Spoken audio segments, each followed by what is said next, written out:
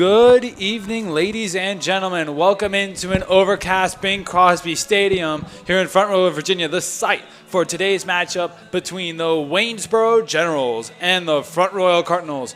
Good evening, everybody. I'm Ben Golding. Alongside me tonight is Caleb Tadeo. Caleb, how are you doing? I'm doing great. Little overcast, but always a beautiful day for baseball here in Front Royal, Virginia at Bing Crosby Stadium. I'm looking forward to this match. Happy to be here. Yeah, it is, like you mentioned, it's been overcast. It has been raining over the past 2 days. We haven't played for the past 2 days because of that. It's been off and on raining. We have been hoping that the rain holds off. We will see how tonight goes. The Cardinals come into this game currently at 8-8, coming off of a loss a few days ago to the Culpeper Cavaliers, 6-3. As for the Waynesboro Generals, they are also coming off of a loss in a blowout mercy rule in 7 innings to the Winchester Royals, falling to them 12-1. As the Generals come into this game currently at 6-10. Taking a look over at the standings, right now in the North Division, the Winchester Royals have taken over the lead in the North Division as they now sit at 10-6. And second is currently the Strasburg Express at 9-6. In third is the Purcellville Cannons at 9-7. In fourth are the Front Royal Cardinals at 8-8. At fifth are the Woodstock River Bandits in a tie with the Newmarket Rebels, both at 7-8. In the South Division, it's still led by the Charlottesville Tom Sox, who sit at 9-5. The Harrisburg Turks have second at 9-7. The Covington Lumberjacks are in third at 7-7.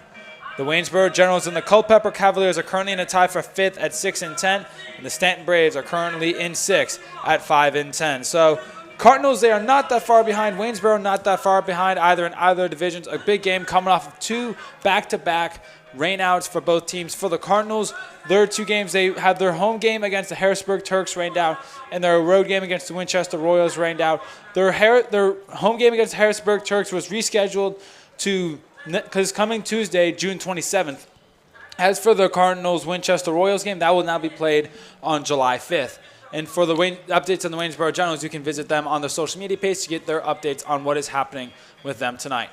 Taking a look now over at the lineups, starting off with the Waynesboro Generals. Pitching tonight for the Generals is going to be Jackson Kent. Kent is a right-handed pitcher from Pensacola State College, a junior originally from Pace, Florida. He's 0-2 this season with a 5.58 ERA.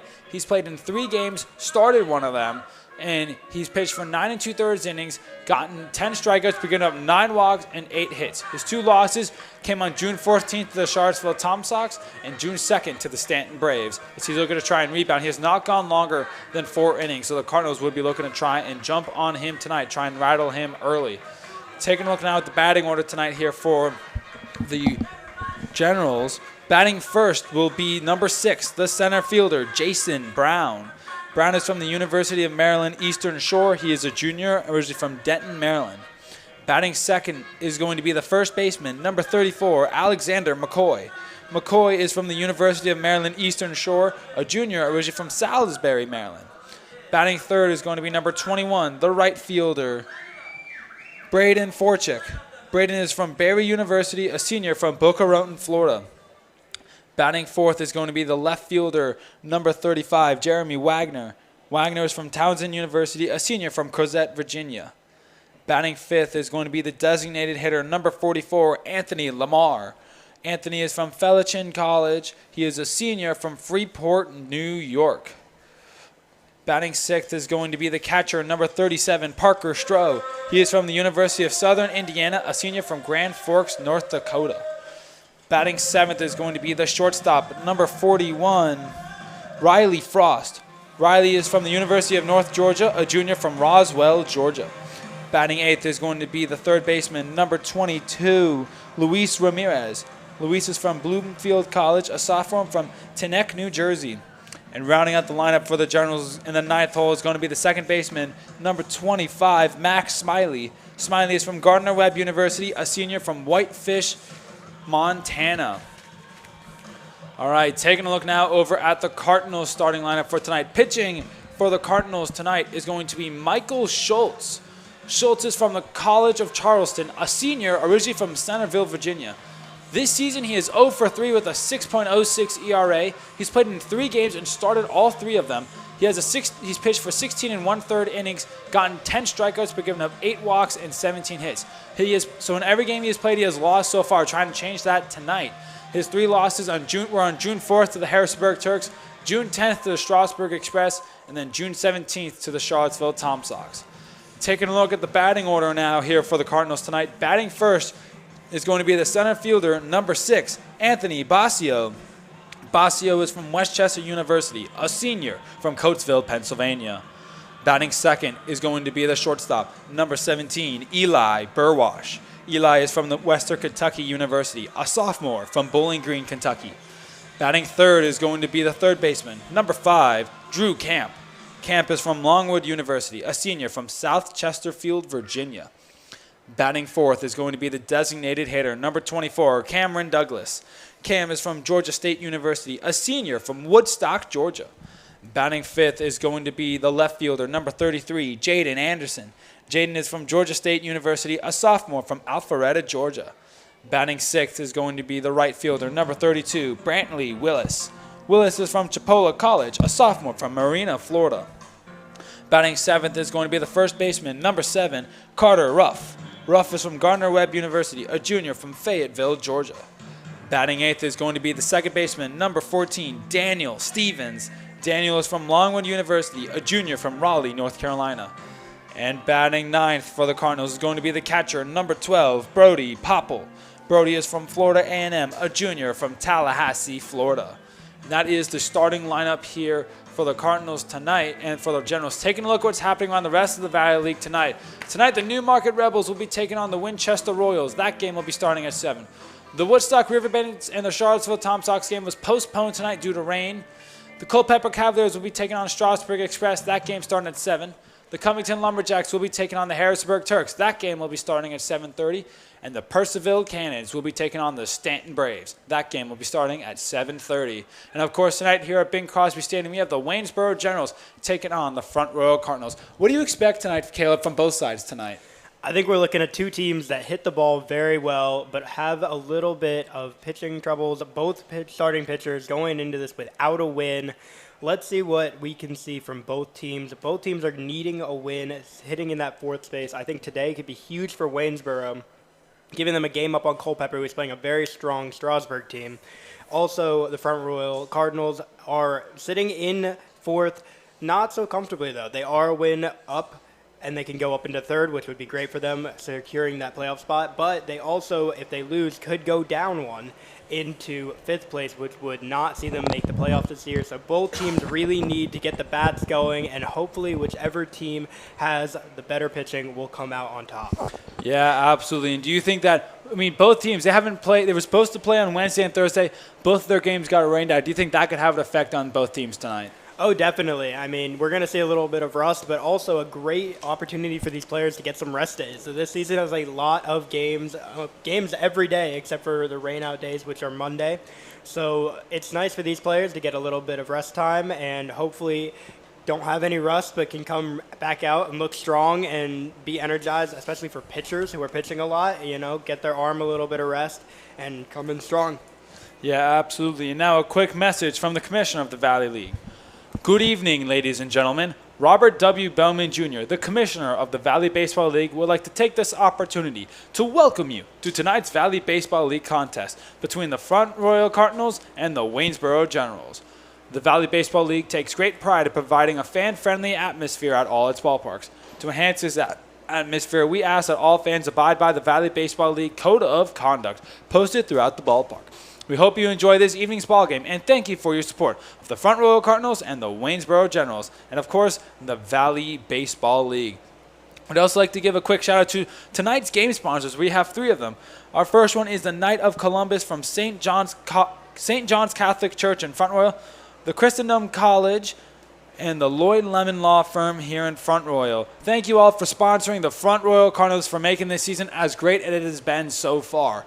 So last time we saw the Cardinals, they had a rough pitching, and then their bats were struggling as well. They couldn't cash in on opportunities. What do you think the Cardinals need to change in order to really cash in on those opportunities? Because they had, in the bottom of the 8th, they were down by 2 or 3 runs, and they had bases loaded, a huge opportunity with no outs, and they stranded all 3 runners. What do you think the Cardinals have to do to be able to take advantage of those opportunities better? Yeah, I mean, we've seen it from the Cardinals this season. The winning and the losing has really been decided by big innings.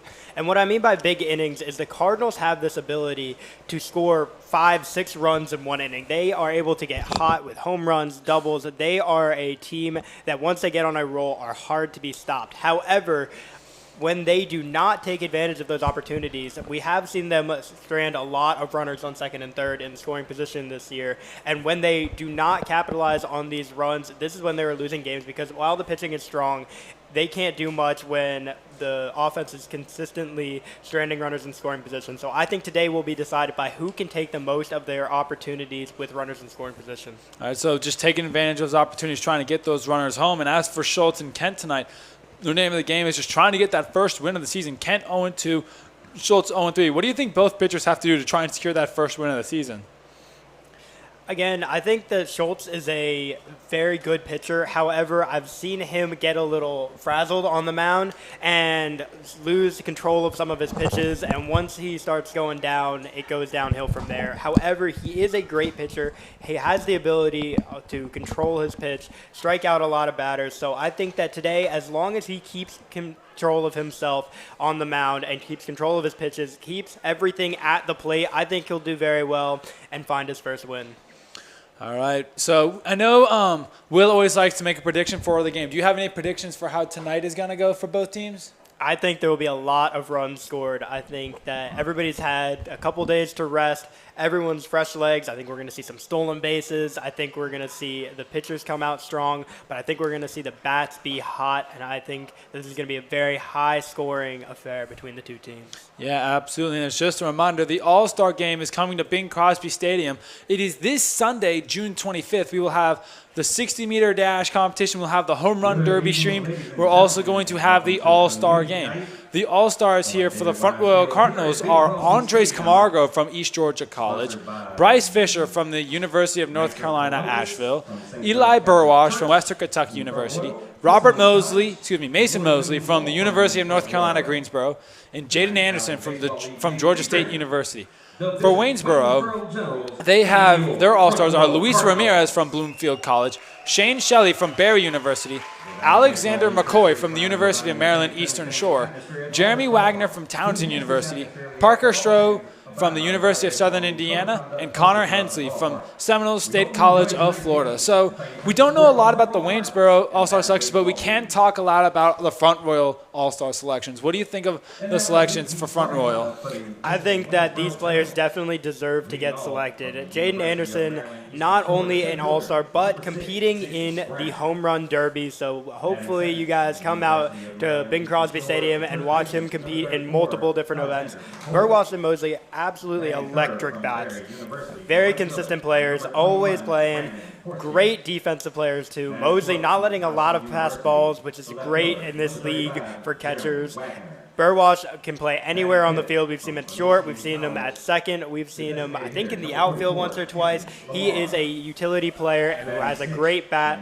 Great for all three of them to be in this lineup for the All-Star game. Very happy for all of them. And then our pitchers, Camargo and Fisher, great pitchers. Normally in Bing Crosby Stadium, we see them come in as closers late in the game.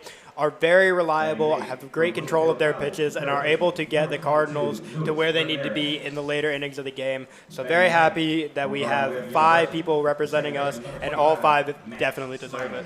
Yeah, and you mentioned that Jane is going to be in the Home Run Derby. The other contestants in the Home Run Derby are Bear Horowitz from Percival, Joe Eichelberger, also from Percival, Thomas Sanchez out of Woodstock, Joe De Los Santos from Strasburg, Jacob Friend from Strasburg, Reese B. Healer from Culpeper, Joshua Hogue from Winchester, David Kopech out of Culpeper, Derek Williams out of Charlottesville, Kanan George out of Percival will be an alternate, and Nate Early from Stanton will also be an alternate. So a great lineup for the Home Run Derby and a great lineup for the All-Star Game. Make sure you come on out. Gates open early afternoon, I believe around 3-ish. And then, like I mentioned, Home Run Derby will be starting at 5, and the actual All-Star Game itself will be starting at 7. We'll be streaming both the Home Run Derby and the All-Star Game right here on the Royal Examiner, and now you can see the players taking the field. Those kids out there with them are the Little League players from St. John's Parish in their uniforms tonight, as all the kids are out there with them. We'd like to thank our sponsors again, the Knights of Columbus from St. John's Catholic Church in Front Royal, the Christendom College, and Lloyd Lemon Law Firm right here in Front Royal. Thank you for sponsoring the Front Royal Cardinals. Tomorrow the Cardinals go into their last game before the All-Star break. They will be on the road taking on the Woodstock River Bandits. Number 12, Brody Popple. And as for the Generals, tomorrow they will be at home taking on the Harrisburg Turks to head into the All-Star break. The head coach of the Front Royal Cardinals is Clint Marsh. Pitching coaches are Dylan Stowell, and assistant coach is Jorge Ramirez. Head coach of the Waynesboro Generals is Matty Holm, with assistant coaches Terrell Thompson, Carl Bryce, and Robbie Cook. And now we take a pause for our national anthem. Tonight's national anthem is sung by the group Once in a While Singers from St. John's Parish. In uniform, they'll be lined up down third baseline or out there with the players. So please remove your hats as we honor our nation with the singing of our national anthem by the Once in a While Singers.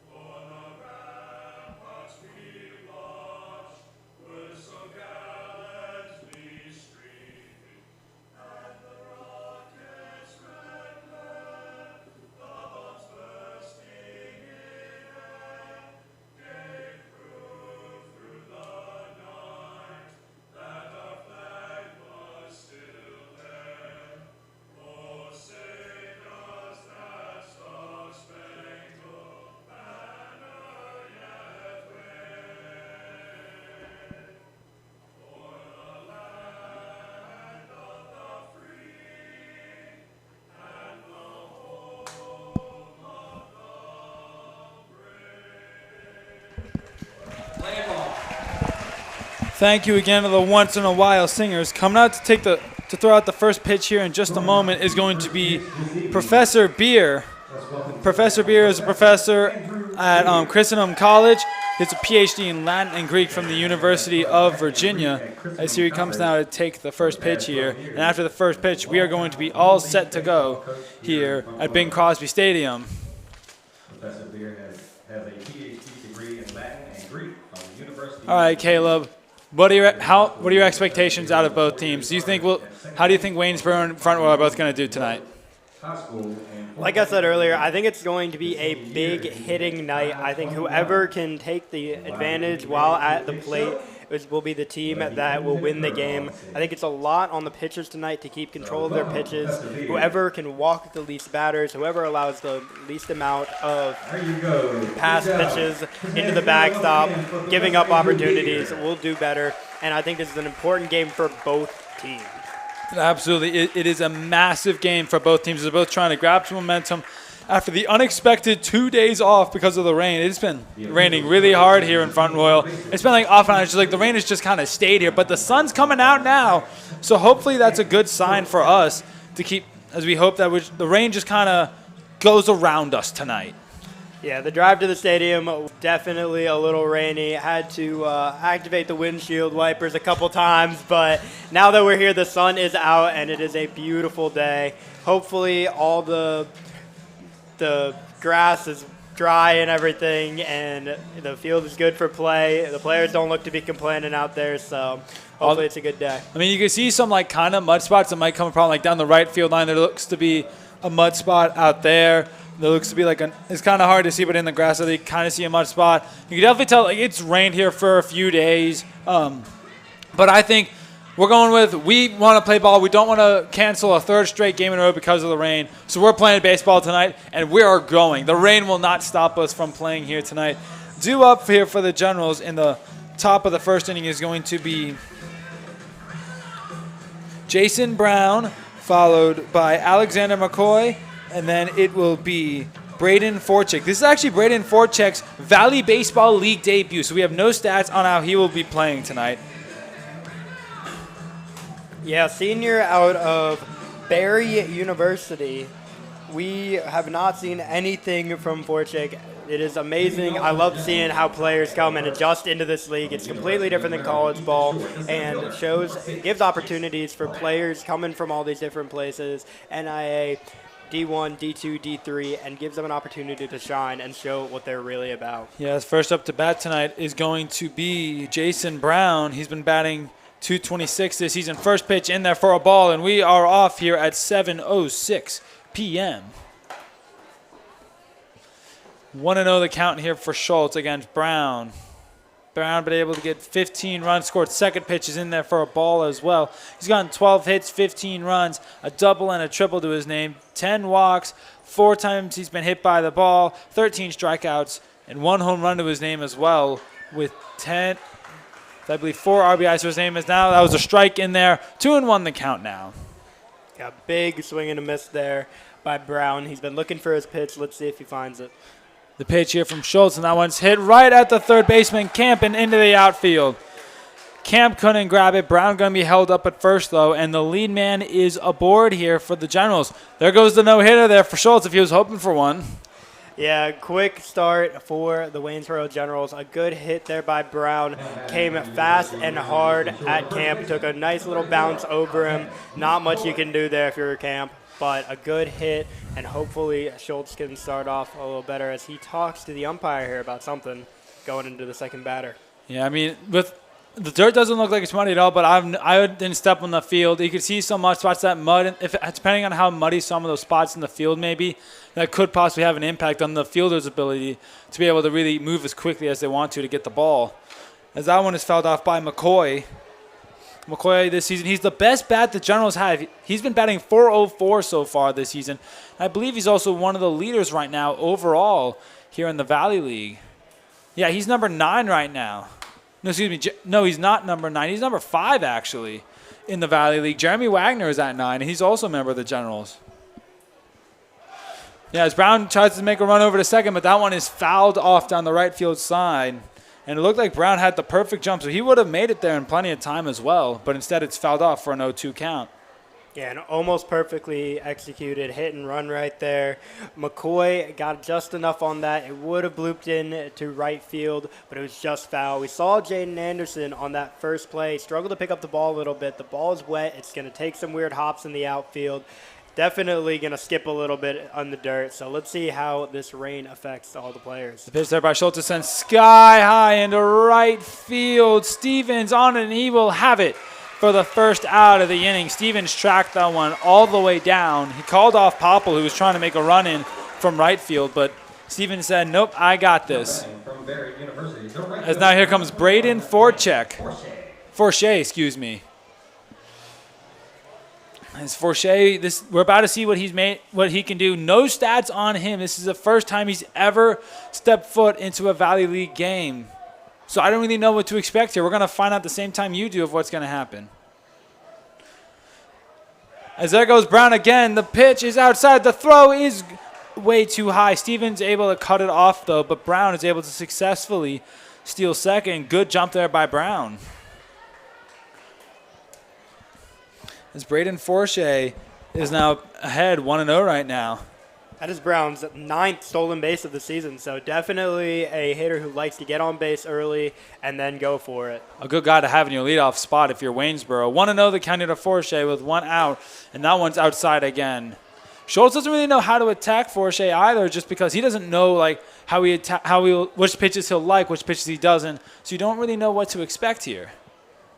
Yeah, it's hard for a pitcher coming in knowing that you do not have any information on a hitter. You don't know what pitches he likes to bite at. You just kind of got to throw to him the way that you want to know. As that one was upstairs and outside for a ball, it will be 3-0. Schultz deeply behind right now. So he's trying to just get a strike in here on Force. They do not want to walk him. Schultz taking a second, looks down at his glove. The kick and deal here from Schultz, and that one sent up into center field. Basio tracking. Basio's going to have it.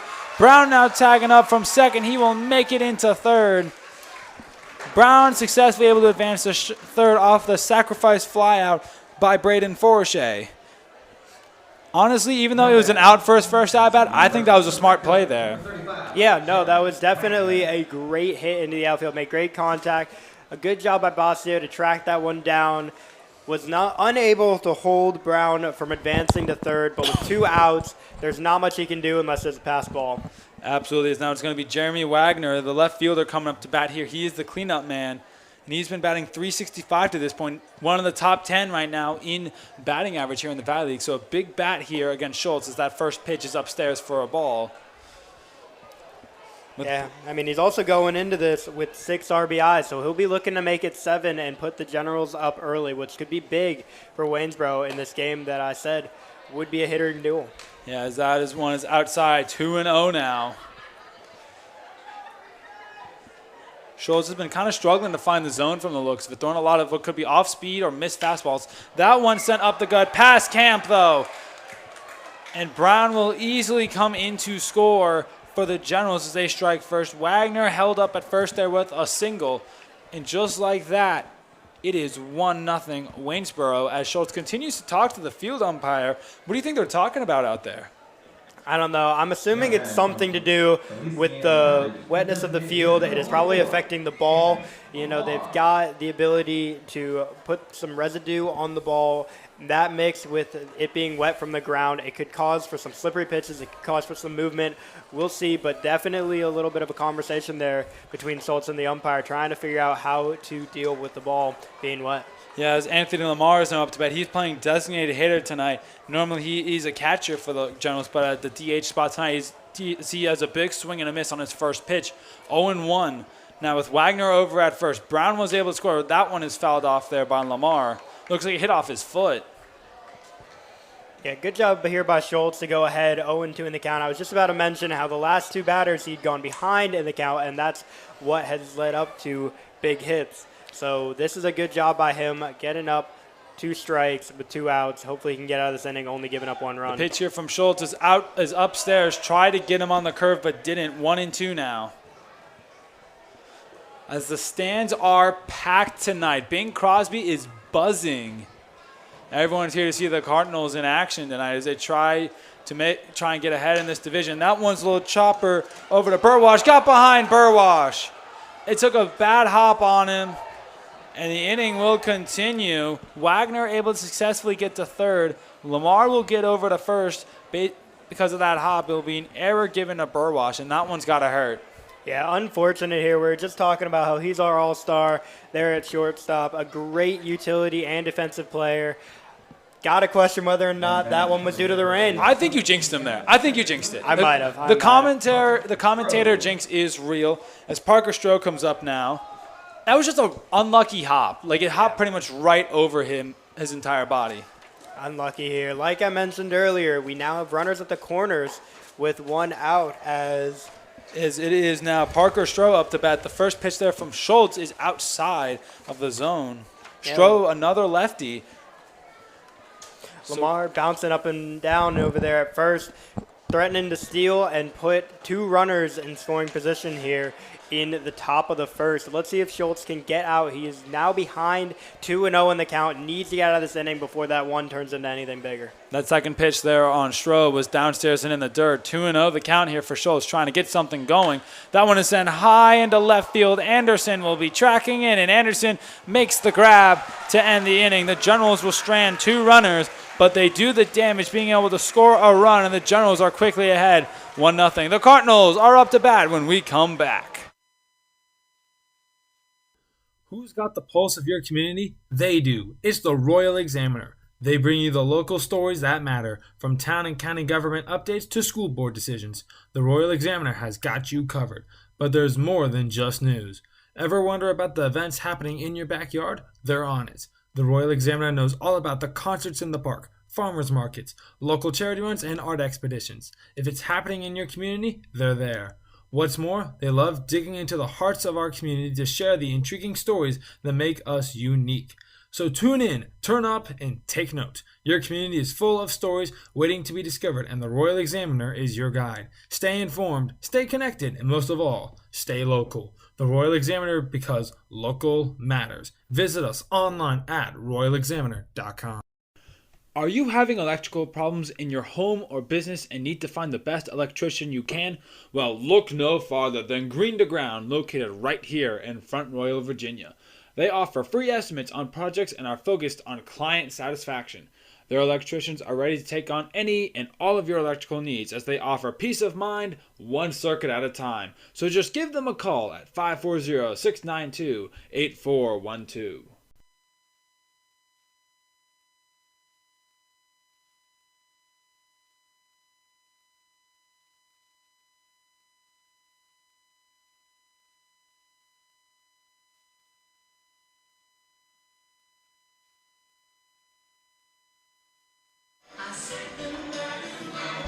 All right, welcome back here to Bing Crosby Stadium. Due up for the Cardinals here in the bottom of the first is going to be Anthony Basio, Eli Burwash, and Drew Camp.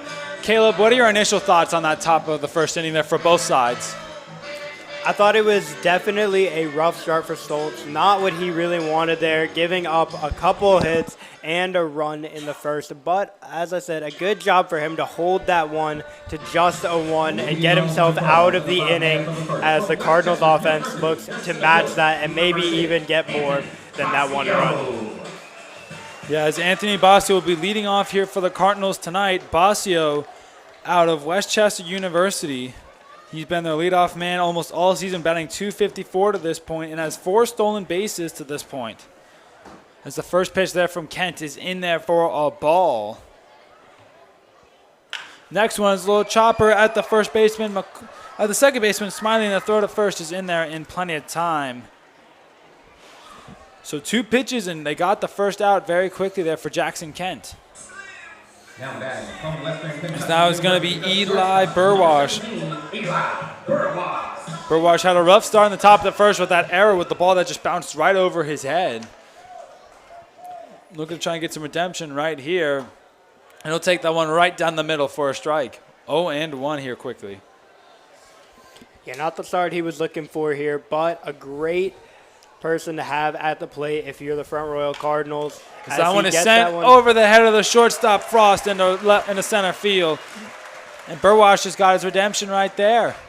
And he will be successfully aboard. There goes a no-hitter for Kent. No no-hitters today because we were on the look for that.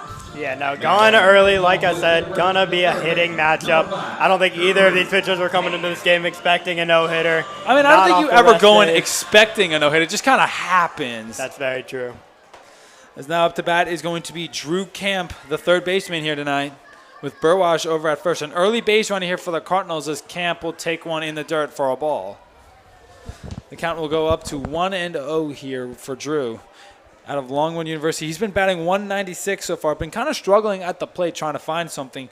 He's been able to get balls out in the outfield, but just has had a lot of unlucky hits that have been grabbed by outfielders. That one's in there for a strike on the bottom corner of the zone. Yeah, one of the lowest, in fact, the lowest batting average of the starting lineup today. But you have to look at the fact that he's taken more at-bats than almost anyone on this team. He is the backbone of this Cardinals roster, comes in every game and is always there when they need them, as he is taking that pitch inside, almost hit him, but is lucky to get out of the way as he goes up 2-1 on the count. He had to take a jump out of that way to avoid getting hit by that ball. 2-1, like you mentioned, with one out.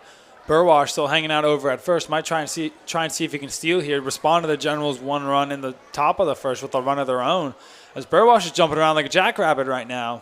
The pitch hit from Ken is in the dirt for a ball. 3-1. Camp having a very smart at bat right now. Try and draw that first walk of the game.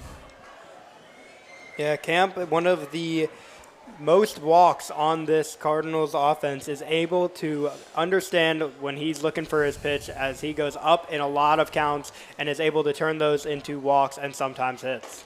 As that one's able to get the inside of the zone for a strike, 3-2, full count. Big pitch here for Jackson Kent. Camp's not only a critical backbone of this team, he's one of the big leaders of this team. So he's able to really lead this, not only offense, but just be that captain out there on the field for this entire team. And everyone seems to just kind of rally behind him. And that pitch is check swing, got him looking. It looks like the check swing and also clipped the inside of the zone, painted the strike zone, and they got Camp looking for the second out of the inning. Yeah, a little unfortunate there for Camp. I don't know what he saw there. Went for the half swing, backed out of it. Might have been a strike either way. But he, as you said, is coming back for his second year with the Cardinals as a senior at Longwood. He is the backbone of this team. As Burwash goes for the steal, and he is in there in time. A good throw there by the catcher, Stroh, but just not in time. Burwash able to successfully get in there for a stolen base. He will now be at second. That is huge because Cam Douglas is the top hitter right now in batting average, hitting .467. Spent a couple of games injured, but came back very well in the last game, hitting 3 for 4. And he is electric at the plate, so having a runner in scoring position is huge for the Cardinals right now with Cam Douglas up. As that one is upstairs at Douglas's head, he had to take a step back because it almost hit his face. Douglas, like you mentioned, coming out of injury, had a hamstring injury against Harrisonburg way early in the season, but not for a while, but then was our player of the game against the Culpeper Cavaliers in that loss. Looks strong, looking to try and continue that momentum right here. 2-0 the count right now here for Douglas. Still take one upstairs for a strike, 2-1.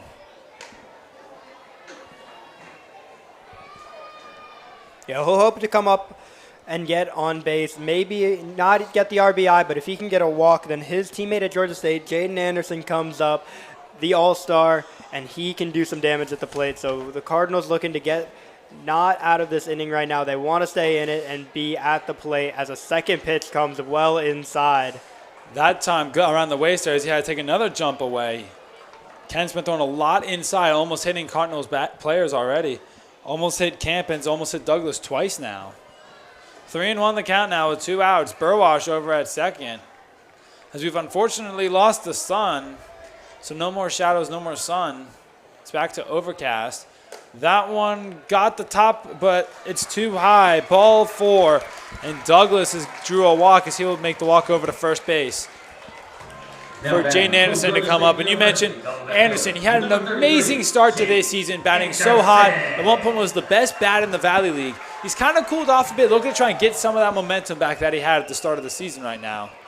Yeah, I mean, almost looking superhuman at the beginning of the season. Batting over 500, has slowed down a little bit, but is still one of the biggest bats in the league and definitely on the Cardinals. And he has the ability to hit it far. Left field, Wagner tracking, it is off the wall. Burwash will come in to score. Douglas held up at third, and Jaden gets to second, and that is how you do it. Douglas will get to third. Burwash will score. Anderson gets her off a double off the wall. And the Cardinals have responded to the Generals. It's 1-1 here in the first inning. What? You would literally just talk about how big of a bat he is, and then he just crushed one into left field. That was definitely cracked. Everyone in Bing Cosby Stadium on their feet watching their All-Star bring in the tying run. And now we have an opportunity to take the lead with 2 runners in scoring position while also having 2 outs. Yeah, as Brantley Willis is up to bat, he'll send that one high into right field. Forsyth on it, and he will have it, and that will end the inning. But the Cardinals respond to Waynesboro with a run of their own. It's 1-1 after 1 inning of play. If you are looking for the best sweet treats in Front Royal, look no farther than C&C Frozen Treats. They serve homemade ice cream and Italian ice fresh every day. They bring you old-time ice cream with new age twists. All locations open at 10 a.m. and are open until 9 p.m. every day. So come on down to C&C Frozen Treats today to see what the hype is all about. Like a good neighbor, State Farm is there. Call or click to get a quote today. The local Front Royal State Farm agent is Ellen Adders, and she can be reached at 540-635-3336. State Farm is a proud sponsor of the Front Royal Cardinals. In 1968, the Concerned Hotline was created to combat the high suicide rate in Winchester, as it was double the national average at the time. Their mission is to help those in a time of need and create a welcoming community for these people. Concerned Hotline relies on donations and volunteers to be able to continue their operation at the scale they are. So far, they have served over 200,000 just in the Winchester and Front Royal areas alone. If you are interested in volunteering for this fantastic organization or want to donate, please visit concernhotline.org.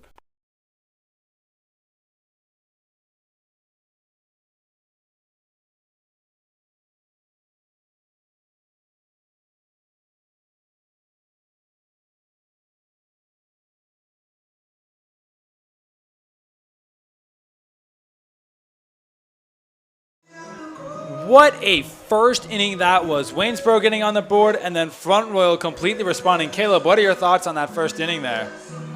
Can't say I'm even a little bit surprised. I knew that both teams would come out wanting the hits. These guys have been resting for almost too long for their liking. They want to come out here. They want to swing the bat. They're not necessarily looking for their pitch. They're just looking for a pitch that they can crack into the outfield. And they had a lot of big hits as we look forward to the bottom of both teams' lineups coming up in the second inning. Yeah, his first up for the Generals is going to be Riley Frost. He's their third best bat, batting .375 right now. His due up for the Generals is going to be, after Frost, it will be Ramirez and Smiley. We'll get to them in just a few moments. First up, that's Frost. That one was over his head, way wide of the plate. It looks like Schultz lost command of that pitch just a bit. I mean, Ben, do you think that all of these pitches coming in at these players are because of the rain that we've been seeing these past 2 days? Or do you think the pitchers are just looking for some loss of control? I absolutely think the rain and the wet grass is absolutely a factor, and just leaving that residue, making the ball just a bit slicker, as that one's downstairs in the dirt for a ball as well. It'll be 2-0. Schultz trying to settle in here against the Generals. That one's hit foul there by Frost.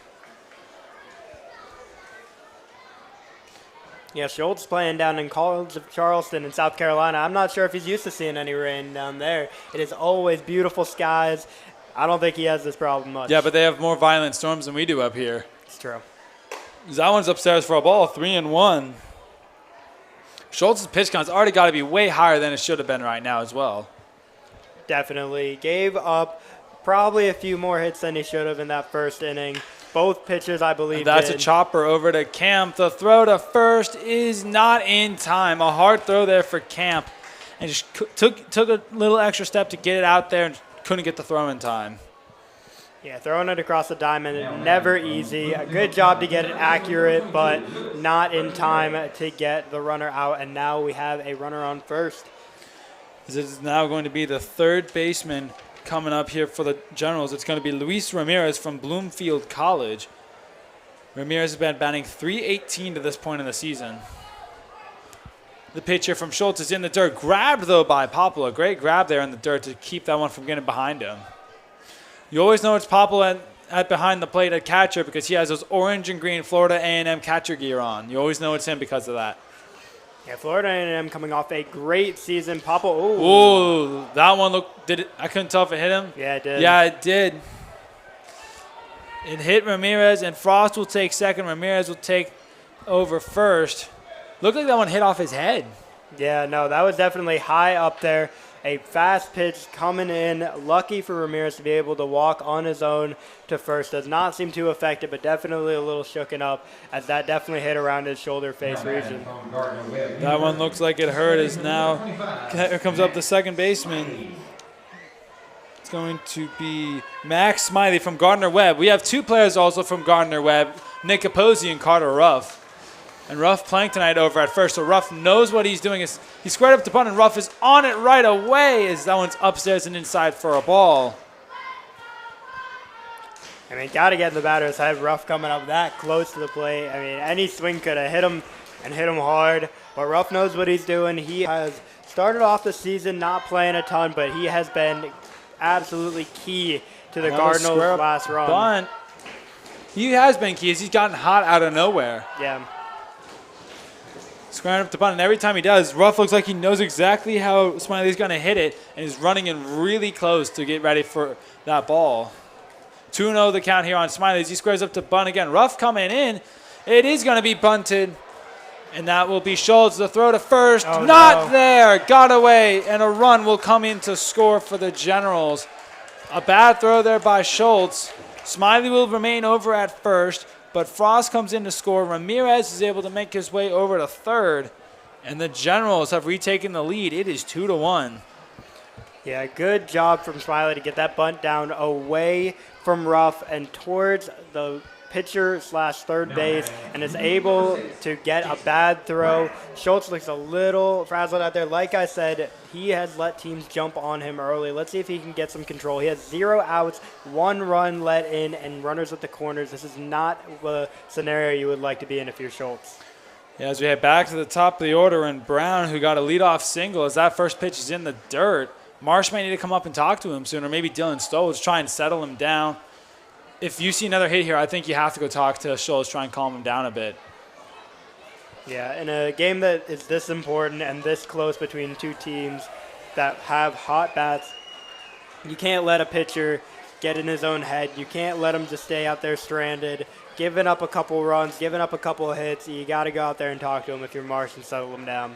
Yeah, as Brown has a major swing and miss, 1-1 the count, and that one in the dirt. Check swing.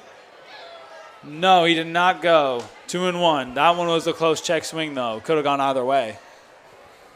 2-1 the count, like you mentioned. 0 outs. Runners on the corners. It's Ramirez at third. Smiley over at first. The pitch here from Schultz is sent high into center field. Basio tracking it. Basio's going to have it. Here comes Ramirez, and Ramirez will score. So Looked like a little miscommunication in the outfield. Jaden Anderson ran in to Anthony Basio while he was catching that ball and prevented him from throwing to the ball to try to catch the runner coming home. So hopefully they'll figure that out as the game goes on, and Schultz allows his 3rd run, 2nd of the inning. And that's an odd miscommunication because Basio and Anderson, I feel like, play a lot. So at this point, I feel like they should be on the same page of how they operate together. Yeah, I think Anderson just got a little got caught ball watching a little bit there. Did not hear Basio call out the catch, and as they go to check up on Smiley over there, he's the only runner on now as he's hanging out at first right now. Up to bat now is going to be Alex. Is it going to be Alex McCoy? And that one sent up into center field, and it's going to drop in between Willis and Basio all the way to the wall. Willis collecting it up as Smiley's coming in to score, and he will score. He scores all the way from first. A double there for McCoy, and the Generals have just blown open this game. Yeah, It's 4-1. That ball just never stopped rolling, hit into that right center field gap, and rolled all the way to the wall, allowing the runners. I mean, you see Brown, he is a leadoff hitter. He is fast, already stolen a base this game. He was looking for that opportunity to get all the way around the bases, and he does it well, getting from first all the way to home on an RBI double. Now up to bat is going to be Braden Forshea with 1 out, and McCoy over at second right now. That one's in the dirt. Schultz really kind of struggling right now. Yeah, 4 runs in 2 innings is not the start that you're looking for after a couple days of rest. He is at home in front of a big crowd and does not look excited to be out there.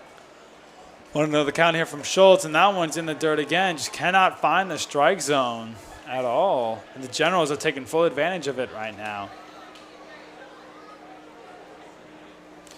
2-0 the count right now here for the Cardinals. On Forshea with 1 out, a runner on second in McCoy, and Wagner in the on-deck circle right now. That one just a bit outside there for a ball. 3-0.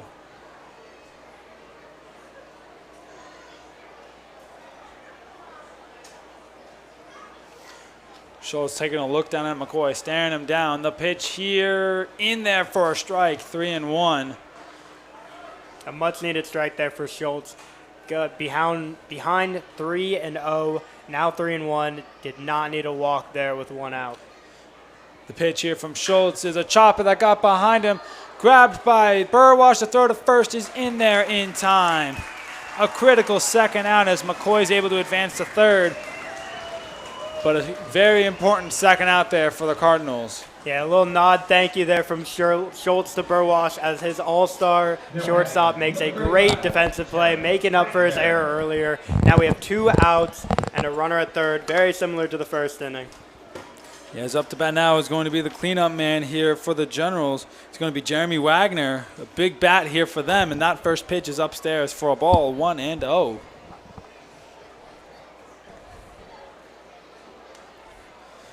And then you have McCoy 90 feet away from making it 5-1. That one sent a mile high and in foul territory, most likely into the concourse right behind us. Yeah, I see a couple fans checking their cars, making sure that everything's okay back there as we have our parking lot right over behind our stadium, and sometimes the foul balls do get back there. That one is sent foul again off the roof and in the netting. Yeah, I always have that feel like I'm always parked behind right field, so I always have the feel like whenever it goes hard to the right, I'm like, please don't hit my car. Like, I don't need this today. Yeah, I mean, not ever a fun day walking home from the ballpark, seeing that your car has a window smashed, a little dent in the hood. Yeah. Not something you want to see after a fun day at Bing Crosby Stadium. That ball fouled off there by Wagner. It's going to remain at 1-2 with 2 outs. McCoy still over at third right now, as Schultz is trying to get out of this second inning right here. And that one, check swing, didn't go, but that ball in the dirt. Good stop there by Wagner. That pitch, I don't think he even made it to the plate before it hit the dirt, 2-2. No, Popple doing a great job behind the plate. I don't want to jinx him, so I'll knock on some wood, but he is doing a great job behind the plate. Hasn't allowed any pass balls, and no runners have advanced on that. So a great job by Popple to keep everything in front of him as Schultz gets the strikeout to end the inning. But a lot of damage done there by the Generals as 3 runs come in. Cardinals need to find a way to answer back because they're now behind 4-1, only as we go into the bottom of the second inning. A lot of work to do, but also a lot of baseball left to play. At National Media Services, your image is their business. From business cards to banners, signs, and beyond, they've got you covered. With their top quality printing and industry expertise, they ensure your business won't just survive, it will thrive. Why wait? Contact Mike McCool at National Media Services today at 540-635-4181 and step into the world of possibilities. They are ready to help you create a lasting impression. National Media Services. They don't just help your business survive, they help it thrive. Call 540-635-4181 today and create your success story with National Media Services. Are you looking for the best spot to watch the Front Royal Cardinals games this season? Well, look no farther than On Cue Sports Bar and Grill. They have some of the best food and drinks in Front Royal. 10 HD TVs, 9 9-foot pool tables, and was voted for having the best wings in town in 2021. They also have live music on Friday and selective Saturday evenings. So what are you waiting for? Get on down to On Cue today and join the fun. If you are looking for the best sweet treats in Front Royal, look no farther than C&C Frozen Treats. They serve homemade ice cream and Italian ice fresh every day. They bring you old-time ice cream with new age twists. All locations open at 10 a.m. and are open until 9 p.m. every day. So come on down to C&C Frozen Treats today to see what the hype is all about. Bottom of the second, Cardinals have a lot of work to do. They were able to respond to the Generals in the bottom of the first with a run of their own. They need to find a way to respond here as the Generals have made it 4-1 now. Jackson Kent continuing his outing as due up for the Cardinals is going to be Carter Ruff, Daniel Stevens, and Brody Popple. Ruff, one of those guys who started off the season very sluggish, but out of nowhere got hot and has stayed hot. That first pitch, a good curveball there by Kent in for a strike. It will be quickly 0-1.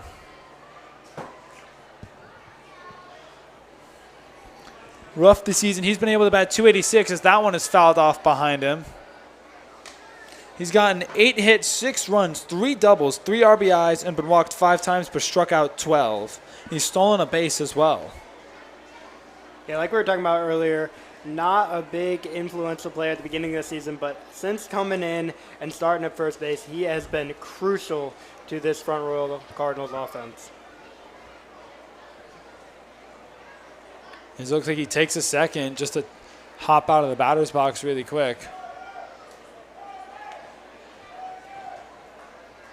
0-2 the count here for Ruff. He's the leadoff man here for the Cardinals. They need to find a way to respond to the Generals. What do you think Clint Marsh is telling Schultz in the dugout right now after that rough second inning for him? I think him and Coach Strom have to be going over to him, sitting him down and saying, hey, look, what's in the past is in the past. We cannot think about those 4 runs. We got to think about the next couple of innings that you're going to play. As that one sent into left field, but not Anderson. I'm looking at the wrong page. Wagner is on it right away for the first out of the inning. They'll be one away. That one was a shot right at him. The second baseman, number 14, Daniel Stevens. Going back to Schultz in the dugout, you just have to be telling him, think about what's coming up. Think about controlling your pitches, one pitch at a time. Do not let them get to you. What's in the past is in the past. Let the Cardinals bats do the talking. They'll come back. They'll get some big hits. Just focus on what you're doing. Yes, that first pitch from Kent on Daniel Stevens was way inside, almost at his head. The next pitch here, inside again, 2-0.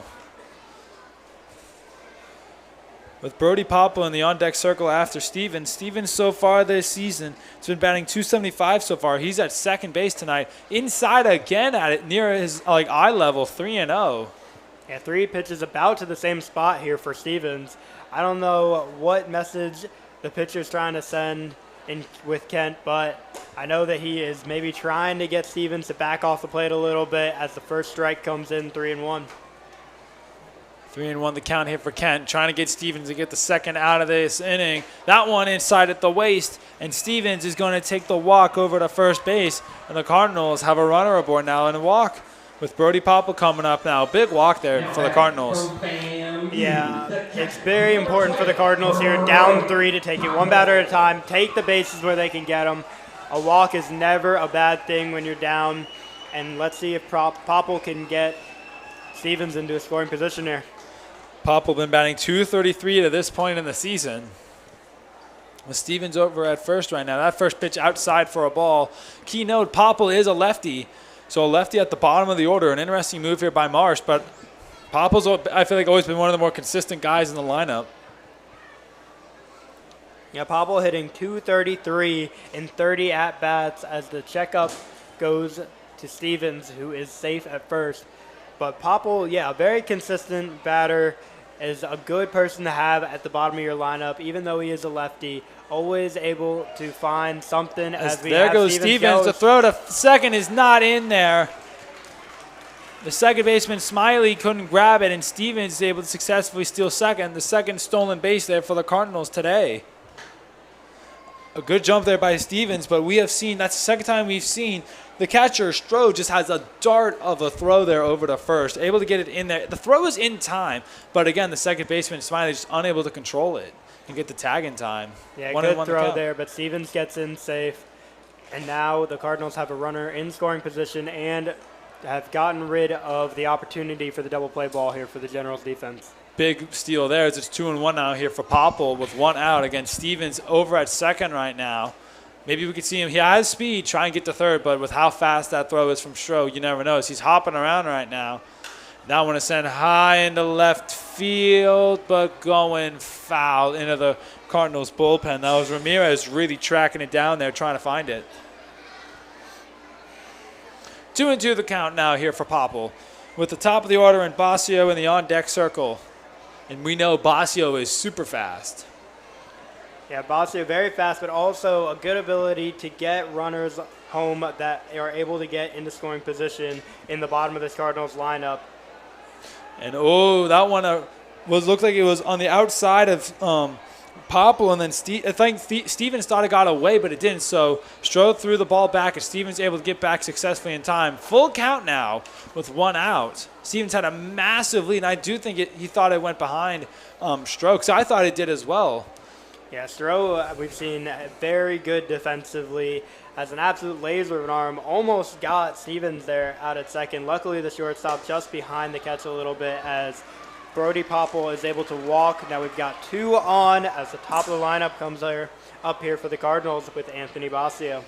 Basio, last time we saw him, he grounded out to the second baseman Smiley for the first out. And what makes Basio important, he's been batting to this point in the season .254, but it's his ability to really, his speed. He has 4 stolen bases, but he's not his stolen base, but his ability just to get around the bases super fast is what makes him so important.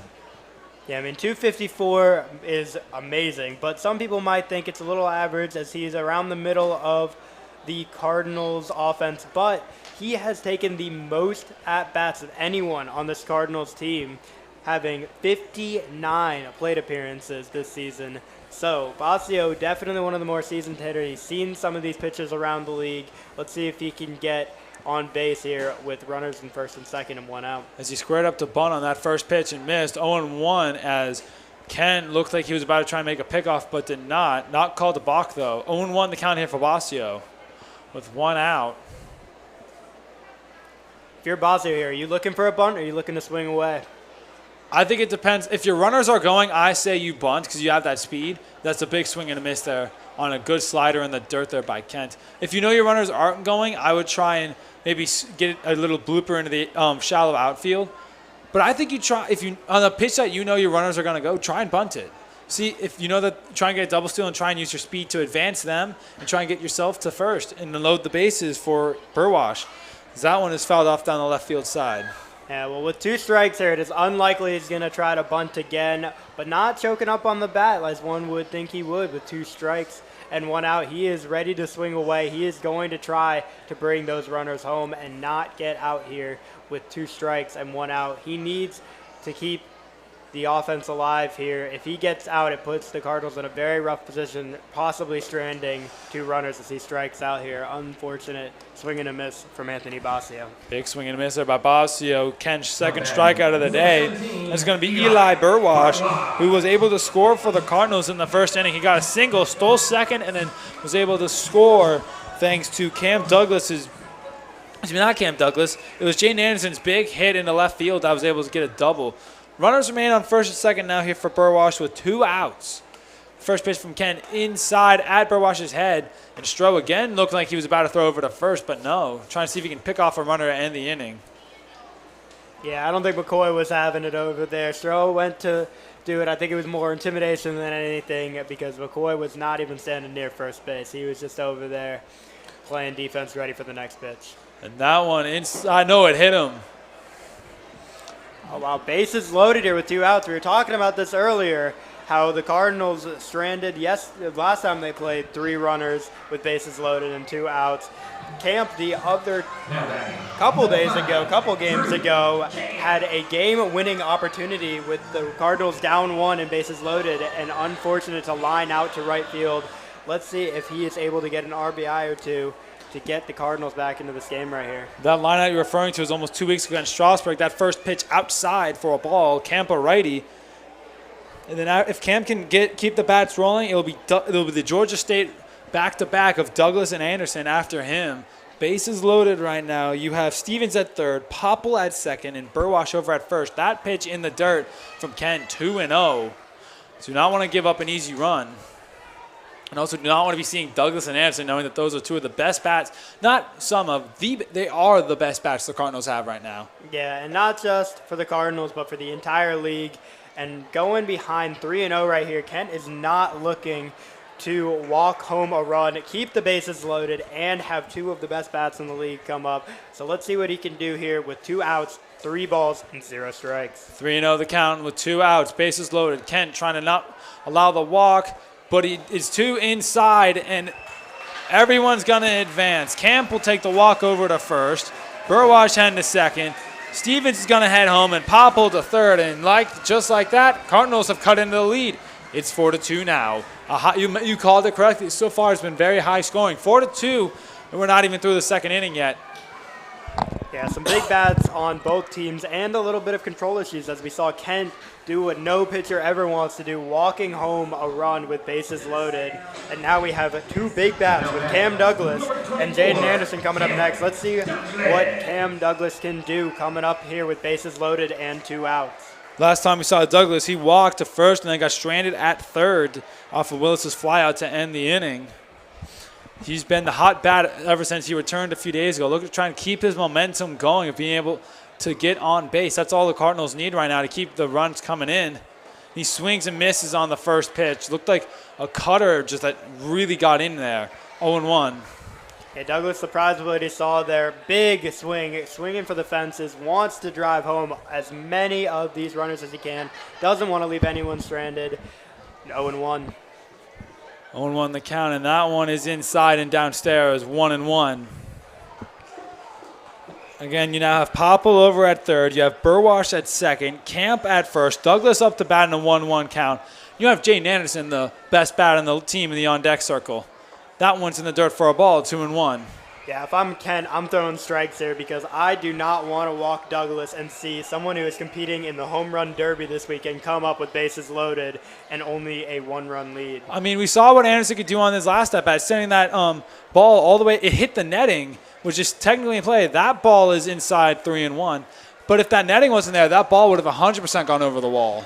Oh, yeah, this netting keeping a lot of balls in play that we have seen that could very well go over. The netting, I don't know if the fans can see it, but we do have some netting in the outfield that keeps the ball in play because our walls are a little low. However, some balls can get out, as we've seen Jaden Anderson hit a couple. As that one is skied into left field. Wagner trying to track it and makes the grab to end the inning at the fence in foul territory. And the Cardinals leave the bases loaded to end the inning. Miss a huge opportunity, but they do some damage, getting one back after 2 innings. It's Generals 4, Cardinals 2. Yeah, almost unlucky. At the Dominion Health and Fitness Center, they strive to provide the best gym experience for everyone. They have a ton of different opportunities, including weight training, yoga, racquetball, an indoor pool, pickleball, and so much more. Membership starts at only $25 a month. They also have an open gym every Tuesday and Thursday from 5:30 to 7:30 p.m. You can also receive a free 3-day guest pass to see what all the hype is about, or pay a $3 entry fee. So come on down to Dominion Health and Fitness Center and enjoy the best gym in Front Royal.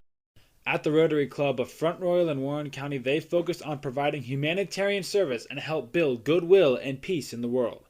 Right now, they are focusing on putting an end to polio and making the vaccine available to everyone in Front Royal and Warren County. To learn how to support the Rotary Club of Front Royal or to donate, visit frontroyalrotary.org. Donate today to help put an end to polio. Logan Miatico was a member of the volunteer fire department and was an aspiring firefighter until his unexpected passing in 2021. He had a contagious smile and a vivacious laughter. To remember that legacy Logan left behind, the Logan Miatico Foundation was established. The Miatico Foundation has established a scholarship fund for student athletes, created a memorial in Logan's name at his high school, Skyline High School, and continues to spread Logan's love and kindness throughout the community. You can go to the Logan Miatico Facebook page to learn more, and remember to hashtag #LiveLikeLogan.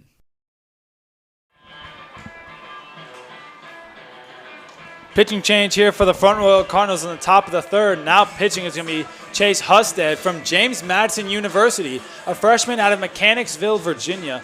This season, Husted is 1-1 with a 6.0 ERA. He's played in 3 games and started all of them, pitched for 12 innings, gotten 10 strikeouts, given up 12 walks and 15 hits. His win came against the Culpeper Cavaliers on June 2nd.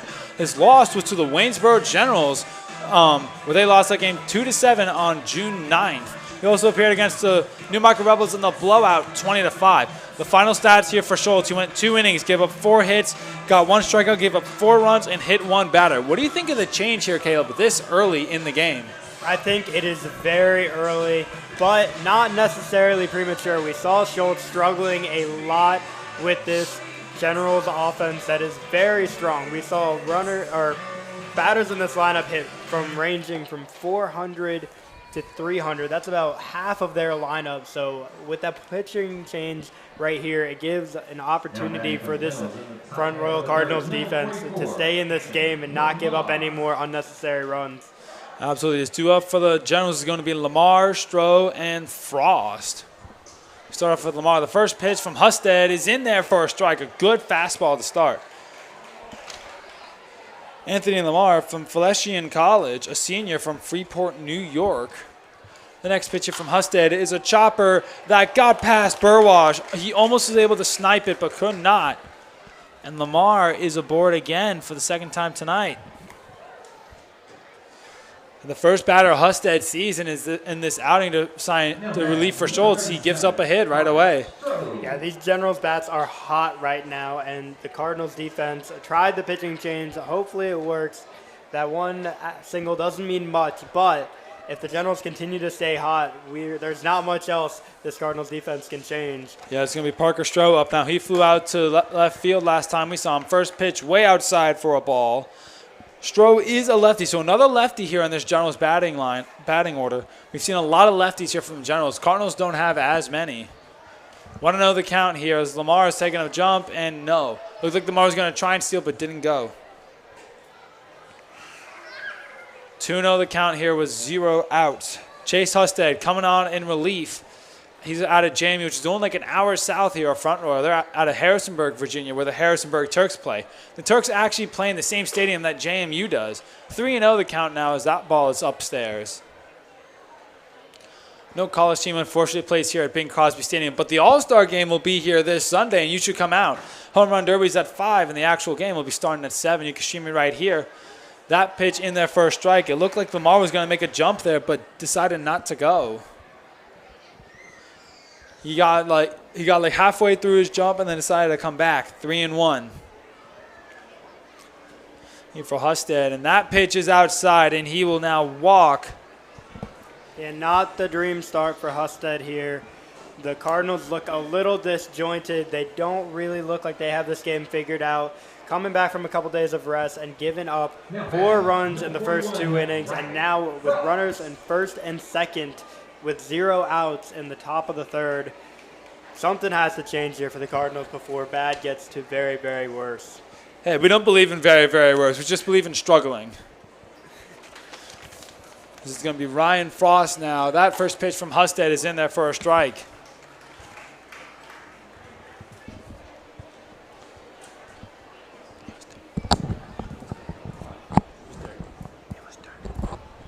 Never mind. Huh? Yeah, never mind. That next pitch is in there for a strike as well, 0-2.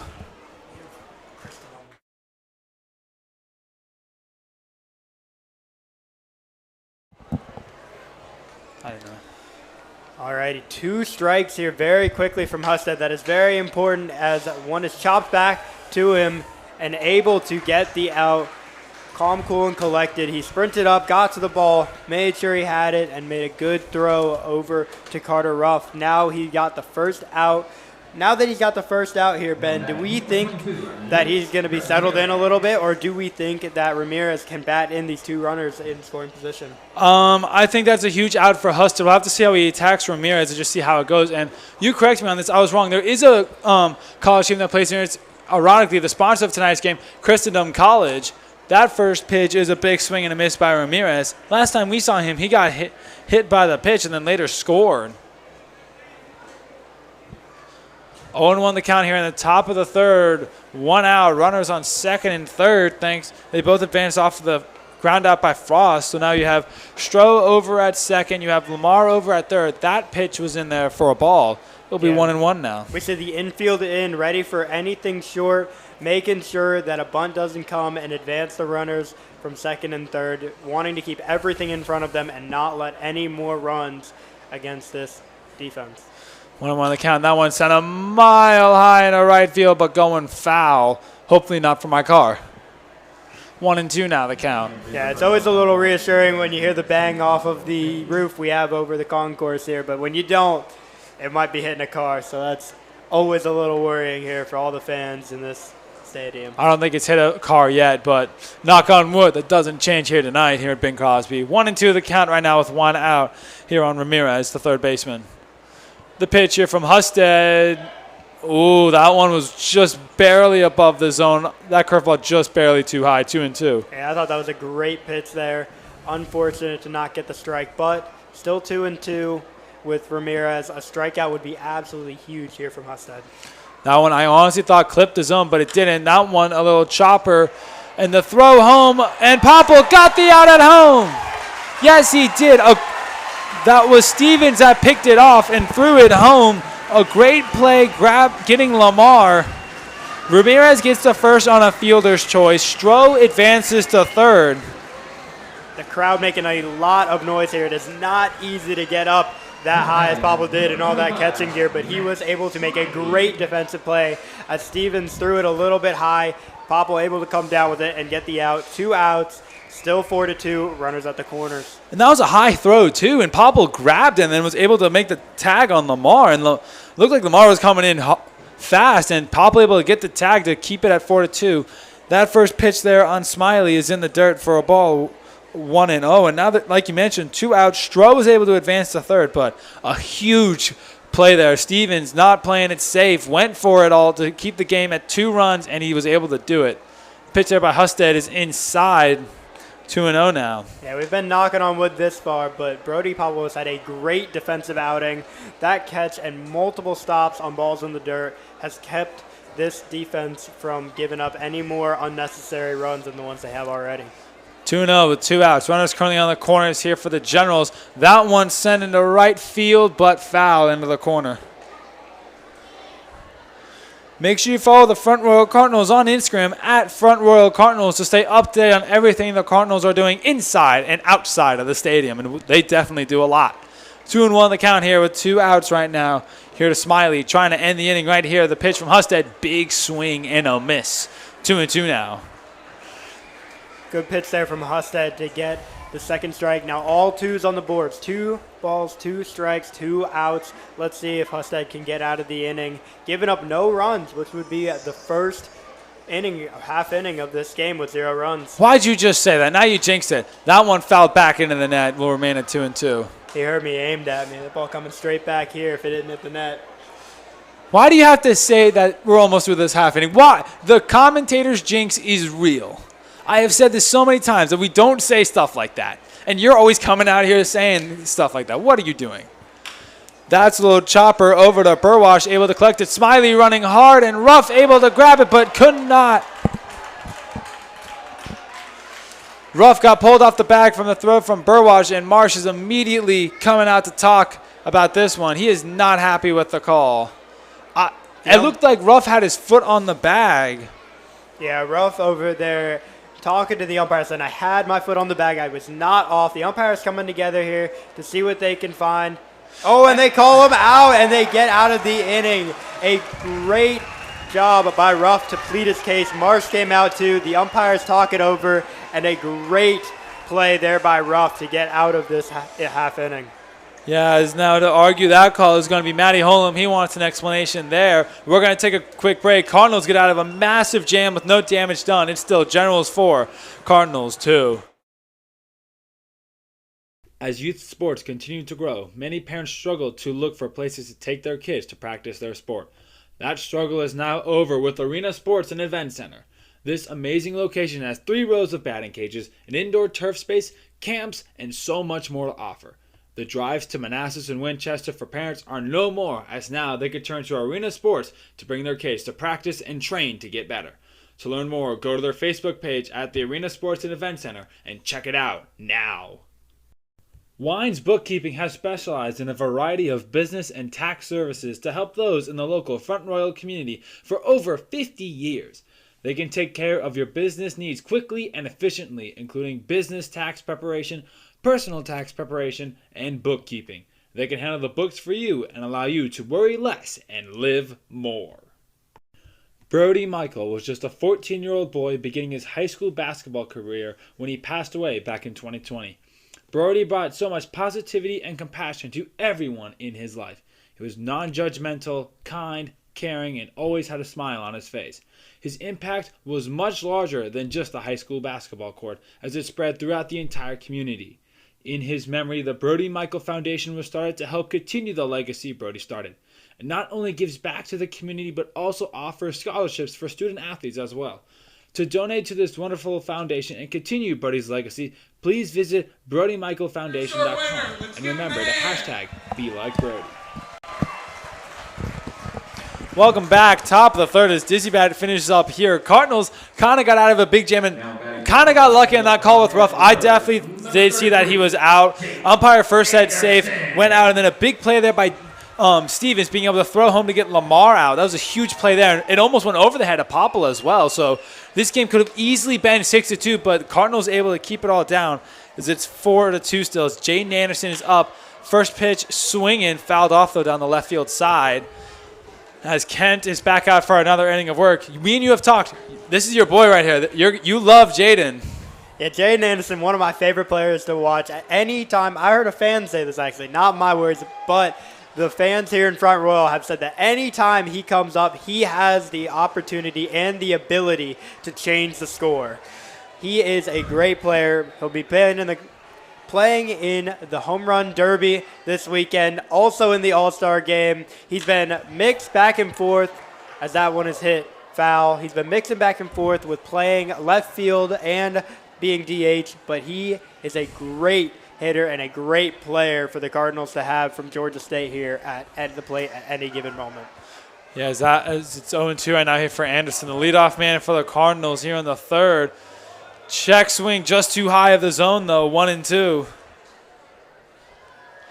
And on that play at the end of the third inning on Ruff, Marsh was out there right away. You saw Ruff pleading his case, Papa was pleading his case. The umpires came together and they called him out, which I do believe was the right call. That one sent a mile high by Anderson in foul territory. Stohr has got it. Stroh and Ramirez were both tracking it, but Stroh able to get it for the first out of the third inning right there. Yeah, almost unlucky from the Cardinals' two biggest hitters, both from Georgia State, Douglas and Anderson, fouling out into away territory. And we go up into the next batter, who will be Brantley Willis. Willis is in right field tonight. Last time we saw him, he flew out to the right field. That first pitch is deep in the zone, downstairs, but for a strike, 0-1. Willis only played one game and having 4 at-bats so far this season. He has not had a lot of action and a lot of opportunity to make an impact in this Cardinals offense, but he's got an opportunity today, so let's see what he does, falling behind 0-2 quickly in the count. Willis, like you mentioned earlier, he's been batting .250 so far to this point. Look to try and get that up tonight. Big swing and a miss, so that won't do it. As he goes down swinging for the second out of this inning. Third strikeout there for Kent so far. He's been able to get a strikeout in every inning to this point. So he's looking to go 1-2-3, but he has Carter Ruff before he can do that. What do we think changed here, Ben? Because we went from the first 2 innings that did not see a single moment with a deep breath to these next innings that have had 1, 2, 3. I mean, I think Kent just had a chance to really he looks really calm and collected right now, and he's found the strike zone. I think that's the biggest thing. He's really found the zone. He's not missing anymore, and he's gotten his command under control now. As that first pitch got the outside corner for a strike on a curveball, 0-1. The next pitch here from Kent is in the dirt, 1-1. Because we saw his command kind of all over the place there in the second inning, but he's a lot more under control now. Yeah, a couple of his pitches have been very inside on these right-handed hitters, almost hitting a couple. And I think he did hit a batter earlier in this game. Yeah, he did. He hit Burwash in the second as Ruff swings and misses on that pitch, 1-2. So he looks a lot calmer at the plate, not throwing anything inside as he gets out of the inning with yet another strikeout. 1, 2, 3 in a very big spot because those 3 batters were very big hitters for the Cardinals. Ruff strikes out, swings and misses. As you mentioned, the Cardinals go 1, 2, 3. Kent's starting to settle down as after 3, it's Waynesboro 4, Cardinals 2. We'll be right back.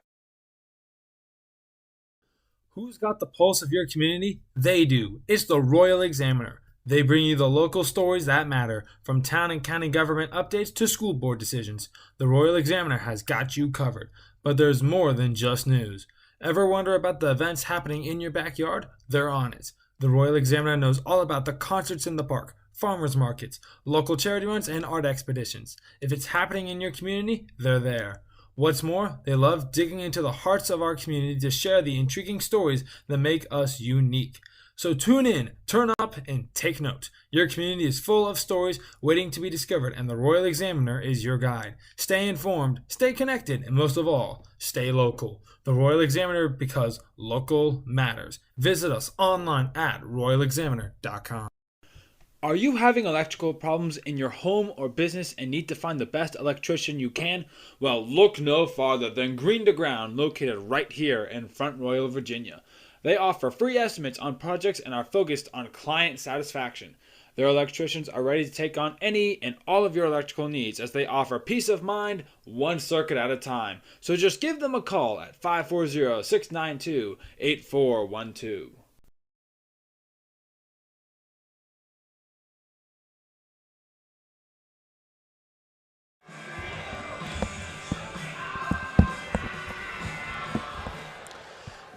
Welcome back. Top of the fourth here in Bing Crosby Stadium. Due up for the Generals in this inning is going to be Brown, followed by McCoy, and then the third due up will be Forhitch. I can't get his name right. I'm still working on it. It's like weird French, so I'll get it right eventually. But first up is going to be Brown as that first pitch is in there for a strike. Next one is downstairs for a ball. It'll be 1-1. They're getting players from all over the country here throughout the Valley League. Some of these names are less than easy to pronounce up here in the booth, as I can barely say the word pronounce. So you can see how some of these names might be difficult for us. That one just barely got the zone, 1-2. It looked like Brown was not happy with that call at all. It's Chase Husted back out there for another inning of work, and that one sent a mile high. And it looks like Camp is going to be on it, and he will have it. Oh, it looked like it was almost going to get away from him there as it curved in last second fair. And that's the first out of the inning right there. Yeah, as you mentioned earlier, the sun has gone away. The clouds are back out. It is starting to get a little dark here around Bing Crosby Stadium in Front Royal, Virginia. Hopefully, everyone able to get under their pop flies. Camp doing a good job there to adjust last second. That one is fouled off. Up now is Alexander McCoy. He is 1 for 2 tonight with a double last time we saw him. In his third appearance already, and we're only in the fourth inning. So the Generals have been doing a great job at the plate to this point. That one just missed for a ball. Taking a look around the rest of the Valley right now. Right now, the Rebels and the Royals are already in the top of the ninth. I don't know how, but that's what my sheet says. At least that's what I'm told. It says top of the ninth. I'm not reading that wrong, right? Yeah, no, it says top of the ninth. That is a very quick game. Winchester taking top place in the league, but is going down right now to Newmarket. A surprising game. They are being absolutely shut down by Newmarket. That would be an interesting game to see right now. Yes, that's a big swing and miss there by McCoy. Yeah, it is the top of the ninth. Look at that. They must have started earlier, but they're in the top of the ninth right now. Big game going there. Rebels currently leading that one 3-0 in the top of the ninth. The Harrisburg Turks leading against the Covington Lumberjacks right now 1-0 in the bottom of the third. The Strasburg Express are killing the Culpeper Cavaliers right now 13-1 in the top of the third. And the Stanton Braves have jumped out to an early lead against the Percival Cannons. It's 1-0 Stanton as that one is fouled off near the Generals' dugout. But Strasburg is way ahead of Culpeper. And Winchester could easily fall right now. They're the best team in the league right now. So it was Percival at top. Now it's then it was Strasburg. Now it's Winchester. This whole North Division's up for grabs. That one lined in a right field, and Willis will have it for the second out of the inning. He got it. Yeah, some big games around the league. We were talking about earlier how Winchester had taken over Strasburg. Strasburg now, with this win, will be tied, if not at first place, with Winchester. And they are having a big game against Culpeper, who is currently tied with Waynesboro. So Waynesboro might not know the score. They might, we don't know up here, but that could be a little incentive for them to want to get a win today, because if they get a win, it puts them ahead of Culpeper. Yeah, as Forchek comes up now. 0-1 the count here with 2 outs. Pitch there is just outside for a ball. 1-1.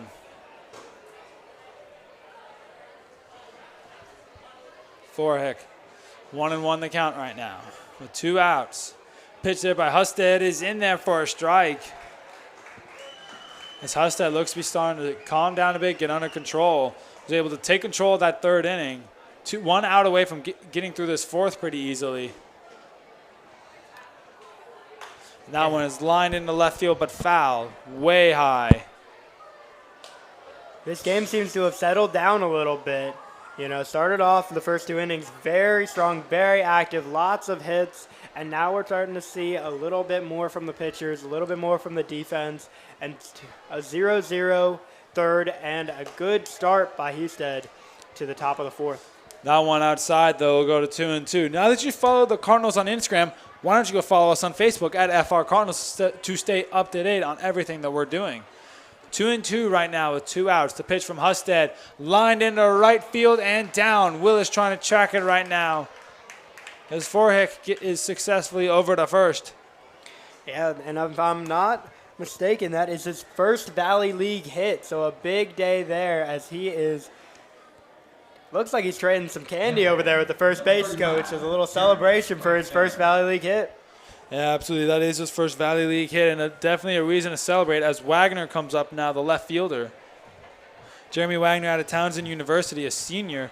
Tonight, Wagner is 1 for 2 with a single. That one got away from Popple, and Forchick's going to be able to make it over to second very easily off that pass ball.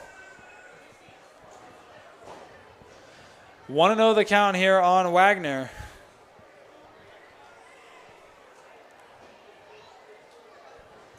With 2 outs, Forchick over at second right now. I still can't get over the fact that Winchester's.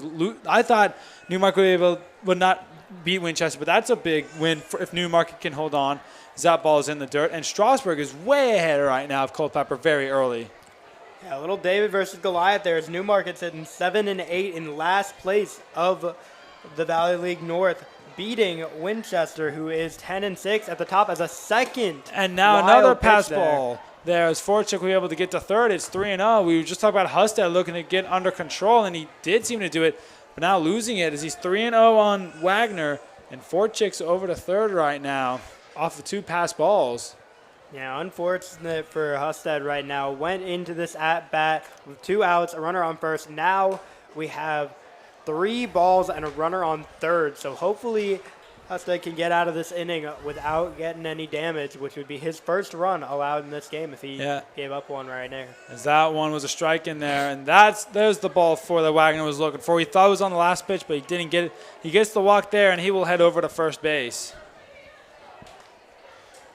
That's going to bring up the designated hitter now, Anthony Lamar. Lamar tonight, he is 2 for 2 with 2 singles to this point. The Generals, they've had base runners in every inning to this point, and they are looking to they've been able to keep it going through 4 innings. Cardinals have yet to get a 1-2-3 on them. Pitcher from Husted is in there for a strike.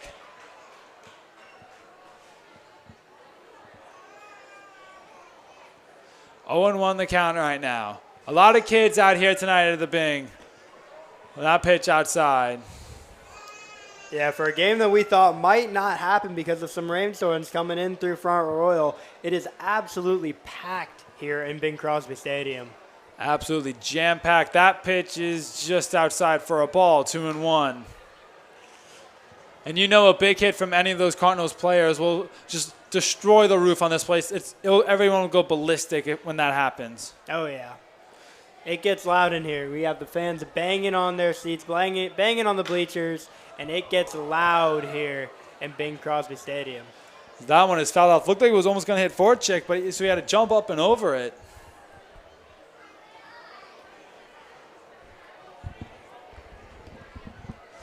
Two and two now with 2 outs here on Lamar. Husted just trying to get out of this inning. The pitcher from Husted, and he got him looking. And the Generals strand 2 more as the Cardinals keep it at 4-2, and we're heading to the bottom of the third. Due up for Front Royal is going to be Stevens, Popple, and Basio when we come back.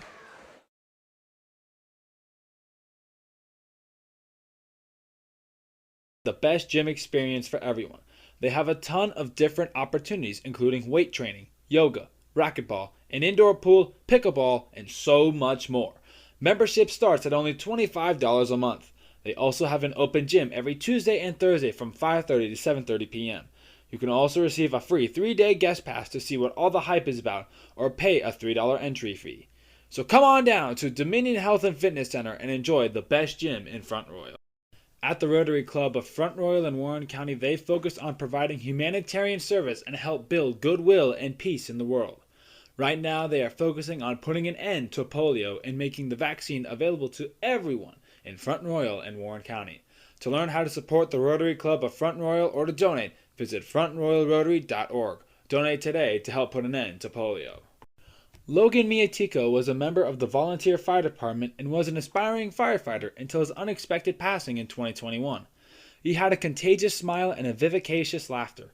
To remember that legacy Logan left behind, the Logan Miatico Foundation was established. The Miatico Foundation has established a scholarship fund for student athletes, created a memorial in Logan's name at his high school, Skyline High School, and continues to spread Logan's love and kindness throughout the community. You can go to the Logan Miatico Facebook page to learn more, and remember to hashtag Live Like Logan.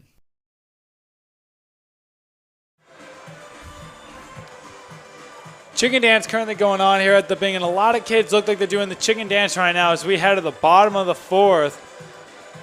As Jackson Kent is back out there for another inning of work. What have you thought of his performance to this point, Caleb?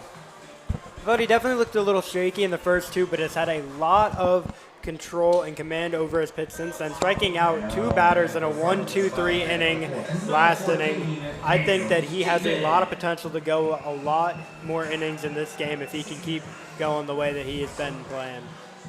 Yeah, is up to bat now is Daniel Stevens. He'll take a curveball in there for a strike. We saw Kent really get under control there in that third inning and go 1-2-3 on Front Royal. Looking to do the same here. That one sent a mile high into left field. Strode tracking it, but it is foul.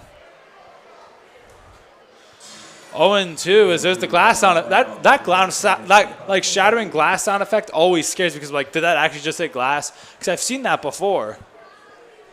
Every time. It is very unsettling anytime you see a foul ball in any direction here at Bing Crosby Stadium. We like it when our Cardinals keep the ball in play.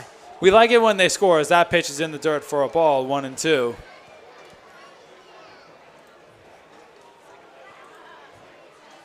One and two the count right now with 0 outs. That pitch, check swing, but outside, 2-2. Yeah, good job by Stevens here. Went into the at-bat swinging, went down 0-2, but has kept his eye on the ball and clawed back to a 2-2 count right here. Last time we saw him, he walked and then later scored. That pitch in the dirt, 3-2. Got it to a full count now.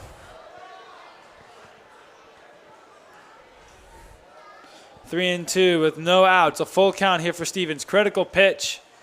And it's way inside. And he'll go from down 0-2 to then getting 4 straight balls, and he'll take his 2nd straight walk of the night. Getting to first base easily to bring up Brody Popple. Good eye there by Stevens. This is the part of the at-bat where we saw a couple innings ago load the bases. So let's see if this end of the Cardinals lineup can get hot right here as Anthony Basio, the leadoff hitter, comes up after Popple. First up is Popple, though. That first pitch inside for a ball. Popple, like we mentioned earlier, he is another lefty that the Cardinals have. 1-0 right now. Let's not forget that Stevens stole base last time he was on first and got a walk. So Stroh looking forward to popping up after each pitch, making sure that he doesn't go. And here he goes. There goes Stevens to throw to second. Not in there in time. Couldn't get the throw in there, and Stevens get his 2nd stolen base of the night. Exactly identical to his first at-bat. The walk and a stolen base, and he did the exact same thing again here.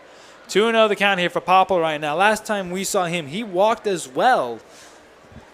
This is last 2 in the order. Stevens and Popple, Kent has struggled with to this point. 2-0 right now with no outs. And now Stevens hanging out over at second.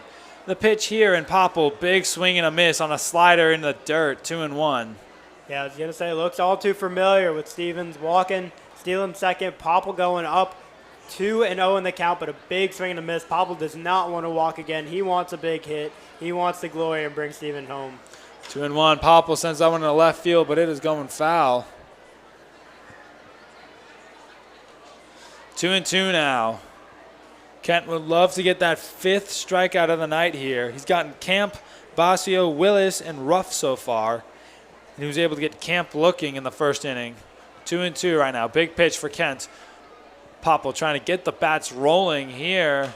And that's a chop down the right field line, but foul. Good job to stay alive here by Popple, fouling off the last 3 pitches, I believe.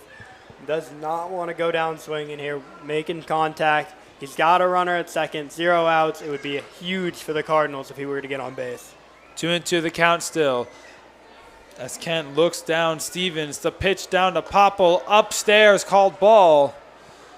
That one was close to the zone as Stroh and Kent couldn't find it in there. 3-2 again. A huge full count here for Kent. He does not want to walk Popple again. He needs an out here to stay alive in this inning and stay where he needs to be. Kent shrugs his shoulders. And it looked like they were going to try and pick him off. Smiley made the run to second. Now Stevens heading to third. That one fouled off, though, by Popple. It looked like Ramirez just threw up his arms like, what are you doing, to Stevens when he got to third. Yeah, Stevens getting a little excited there, looking for the jump. Saw a pitch that he could go on, and he wants to get to third and hopefully home very, very quickly. Trying to cut this Waynesboro lead down. Still 4-2 here in the bottom of the fourth. We remain at a full count right now here for Popple. He did walk last time we saw him, trying to do the same thing again here. As Kent staring down Stevens again, and Popple sends that one into right field. Foliage tracking, he can't get it. Stevens going to be held up at third. Good throw back there by Forge. Stevens able to get to third successfully. Popple gets a single, and he gets his first hit of the day right there. And what a time to get a hit there. Yeah, you can't place that any better if you threw it right into that little mud spot in right field, right where the right fielder couldn't get it. Too far, and now we have a meeting at the plate for Kent as we have runners at the corners and 0 outs in the bottom of the fourth inning. And that might spell the end of Kent, as that's Matty Holm coming out, and that will spell the end of Jackson Kent's night. He will leave the game with runners on the corners. We'll take a break. When we return, we'll have the new pitcher for the Waynesboro Generals. We'll be right back. At National Media Services, your image is their business. From business cards to banners, signs, and beyond, they've got you covered. With their top quality printing and industry expertise, they ensure your business won't just survive, it will thrive. Why wait? Contact Mike McCool at National Media Services today at 540-635-4181 and step into the world of possibilities. They are ready to help you create a lasting impression. National Media Services. They don't just help your business survive, they help it thrive. Call 540-635-4181 today and create your success story with National Media Services. Are you looking for the best spot to watch the Front Royal Cardinals games this season? Well, look no farther than On Cue Sports Bar and Grill. They have some of the best food and drinks in Front Royal. 10 HD TVs, 9 9-foot pool tables, and was voted for having the best wings in town in 2021. They also have live music on Friday and selective Saturday evenings. So what are you waiting for? Get on down to On Cue today and join the fun. If you are looking for the best sweet treats in Front Royal, look no farther than C&C Frozen Treats. They serve homemade ice cream and Italian ice fresh every day. They bring you old-time ice cream with new age twists. All locations open at 10 a.m. and are open until 9 p.m. every day. So come on down to C&C Frozen Treat today to see what the hype is all about. Pitching change here for the Waynesboro Generals. Now into pitch here. It's going to be number 42, Connor Hensley. He is a righty out of Seminole State College, Florida, a freshman out of Calisbury, Florida. His stats this season, he is 1-1 with a 6.0 ERA. He's played in 3 games, pitched for 15 innings, gotten 17 strikeouts, given up 7 walks, but given up 22 hits. His loss was against the Stanton Braves on June 16th. His win was against the Culpeper Cavaliers on June 10th. The final stats here for Jackson Kent. He went 4 innings, gave up 3 hits, 4 walks, got 4 strikeouts, gave up 2 hits, and hit 1 batter. He is, however, responsible for both Popple and Stevens. Popple's over at first right now. Stevens is over at third right now as Bossio is due up in a no-out situation with runners on the corners. What do you think of the pitching change, Caleb? I think that it is probably a good idea, to be honest. We haven't seen Kent go longer than 4 innings. We're in the bottom of the fourth right now. Had 0 outs, runners on the corners. I think the Cardinals were starting to figure him out again after he had a great bottom of the third inning. And I think Hensley has a lot on his hands to take care of here with 0 outs, runner on first and second. I would not be surprised at all if we see a little hit and run to avoid a double play here from Popple as Bossio comes up. Yeah, we're back to the top of the order here for the Cardinals. First up is going to be Anthony Basio, who's 0 for 2 tonight with a ground out and a strikeout. With runners on the corner, there's a big chance here for the Cardinals to try and get some runs back. No outs, and Popple over at first, and you have Stevens over at third right now. And Basio, your speed demon, your leadoff man, up to bat. And he pops that one up off a bunt onto the roof. That was a high pop-up off a bunt. Yeah, something you never want to see as a hitter is your pop-up go up in the air, because that is not the way you want to go down, leaving your offense in a very tough position with a runner in scoring position. You want those bunts to be straight down, and you want them to roll. Anything up in the air spells danger. 0-1 the count here for Basio off of the bunt that he just screwed up. And, they try to pick off Popple. He's going to be in a rundown now, trying to stay alive, running back to first, and he will get back. He got caught trying to steal. The second baseman, Smiley, was trying to signal to the umpire like, I have him, and then Popple just was able to get back. Popple did a great job there. Stevens, there's a huge help there standing on third, because in that rundown right there, they did not want to let Stevens score. They had to keep an eye on Stevens. And while the second baseman for the Waynesboro Generals had the ball, was running down Popple, he had to look over and make sure Stevens didn't go, and Popple was able to slide in safely. And there he goes. And there goes Stevens again. They try to throw it over to second. They can't get it, and Stevens will successfully score. No one there covering second, so it literally went under Popple, and that throw to second allowed Daniel Stevens to score, and you can hear the crowd buzzing now. So the Cardinals have just made it a one-run game, and that run is going to be charged to Kent. It was in there for a ball. That's Kent's third run given up of the game, and it's 3-4. Yeah, we see Stroh have a great arm, but not the best idea to try to throw out Popple there. Popple is a speedy player, and when he went for second, Stevens immediately went home. The throw didn't get Popple. Stevens came across safely, and now it's 1-1 with 0 outs as the Cardinals start to come in on this Waynesboro Generals lead. As Basio squared up the bunt, but missed, still called strike though as it was in the zone. You could see McCoy coming in trying to stop the bunt there, trying to get the out. Popple, his second stolen base of the season, a great time to get it there. And Basio trying to get this game tied up with Popple over at second. The pitch here is in the dirt. We'll go to 2-2. Hensley kind of struggling right now here. They've been really watching Stevens and Popple because they saw their speed, and they haven't been focusing on Basio, who's another big speed guy that the Cardinals have in their lineup as well. Yeah, seeing this top of the lineup come up with Basio, this is not the kind of place that you want to be messing around. All of these Cardinals runners, 8, 9, 1, 2, have the ability to run, have the ability to steal, and this is not a lineup you want to mess with. As that one is chopped foul down the right field side, we're going to remain at 2-2 here for Basio as he is fighting right now. A lot has happened just in this one at-bat. Popple almost got hung up, was able to get back to first. Then he stole second in the process, allowed Stevens to get home. And it's 3-4 as we hear a Let's Go Cardinals chant starting to come out here in Bing Crosby. The pitch here from Hensley. Chopper there by Basio. Grabbed by Smiley, the throw to first in there in time, as Popple is also able to advance. Basio goes down again for the third time tonight, but is able to advance Popple to third here for Eli Burwash. Yeah, not necessarily what Basio wanted, but definitely not terrible, because here we have Eli Burwash, our shortstop for tonight, sometimes plays second, an all-star in this team, coming up with an opportunity to, at worst, sack fly, at best, also get on with a hit and tie this game up. And he's been on base both times, getting a single and then hit by the pitch last time we saw him. First pitch there from Hensley is way outside for a ball, 1-0. You had to see Stroh really reach out for that one there. And then you have Popple now 90 feet away from tying this game up here for Front Royal. After falling behind 4-1, they've just been slowly hitting away at that lead. They've got one back in the second, another one back here. They're 90 feet away from tying it up at 4. Big swing and a miss there by Burwash. He didn't like that one. It dived down on him way early, and he just couldn't stop the swing there. Yeah, Burwash, a great hitter, but he can't be necessarily looking to hit. If I'm Hensley, I'm not throwing it anywhere near Burwash. I'm taking what I can get, maybe getting him to swing, but I'm not upset with a walk because it sets up a double play here. And Burwash needs to be careful and not swinging anything else in the dirt.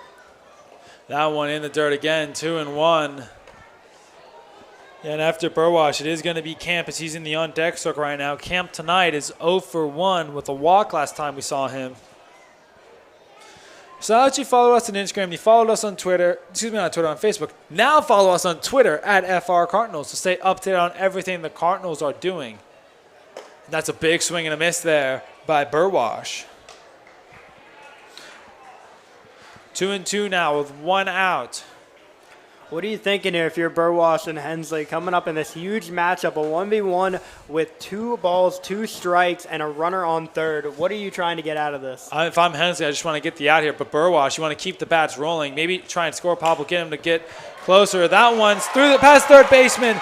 The throw to first, not in time from Frost.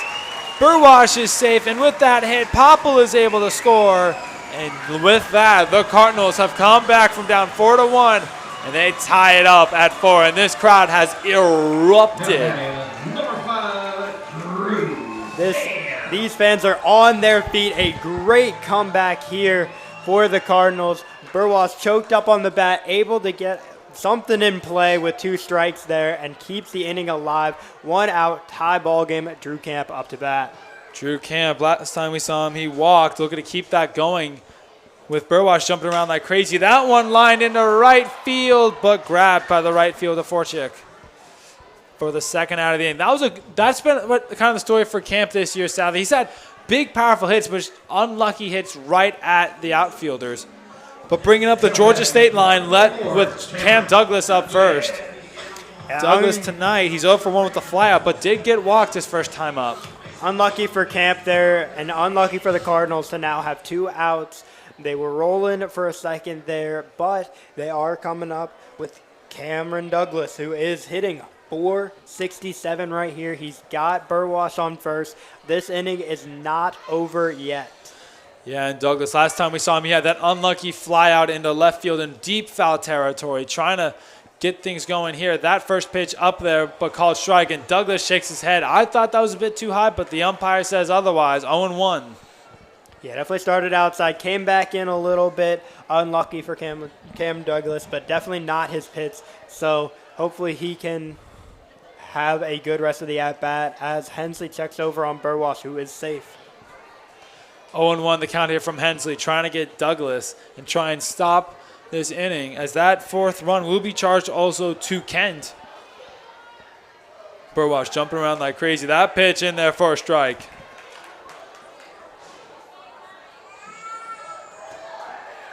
0-2 here, the count on Douglas, trying to get him down. Do not want to face Jaden Anderson here in this 4th. We've seen what Anderson can do to this point.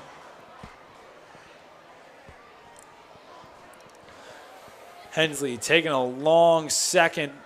It looked like Burwash was about to try and go. That pitch in the dirt, though.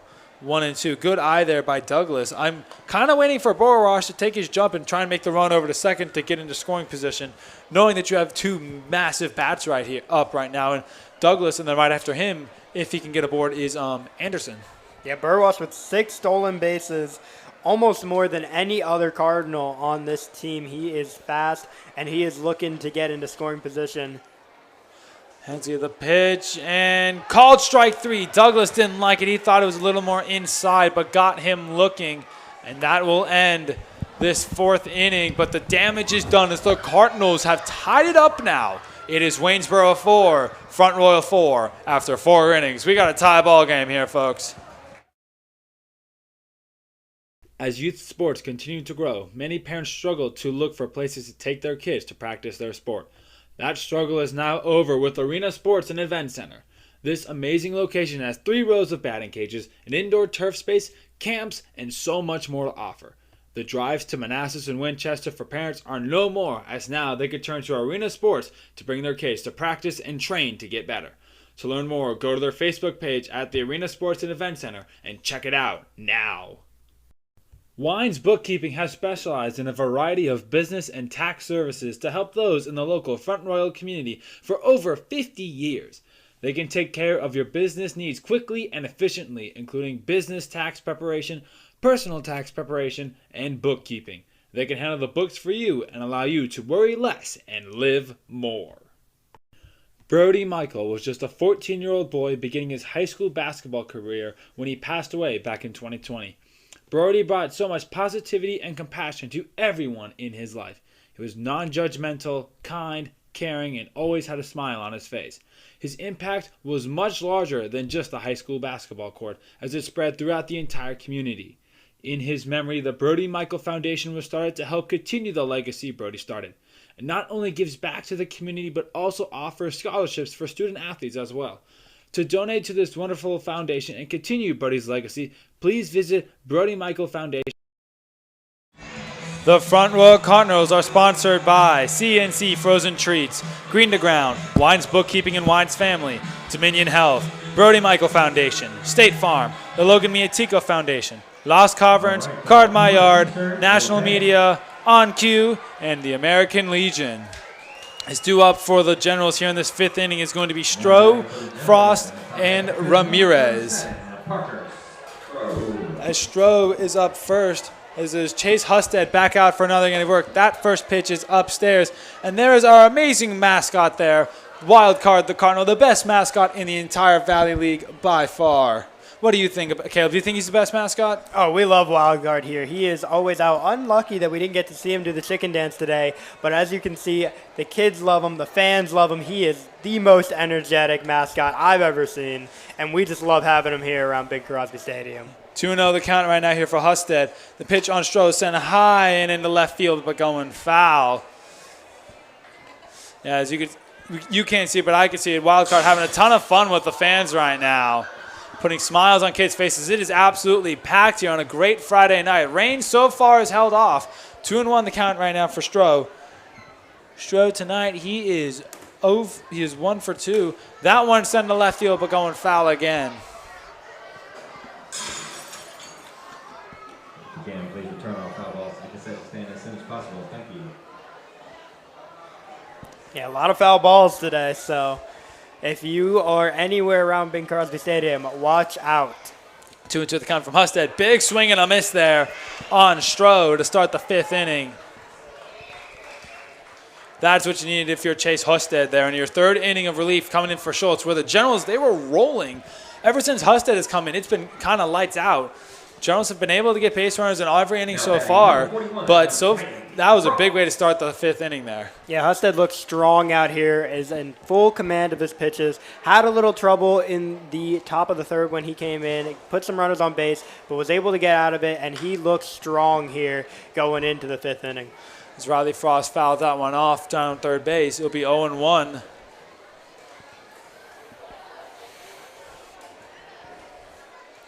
One here for Frost with one out. He is 1 for 2 tonight with a single. That pitch is in there for a strike. 0-2 now.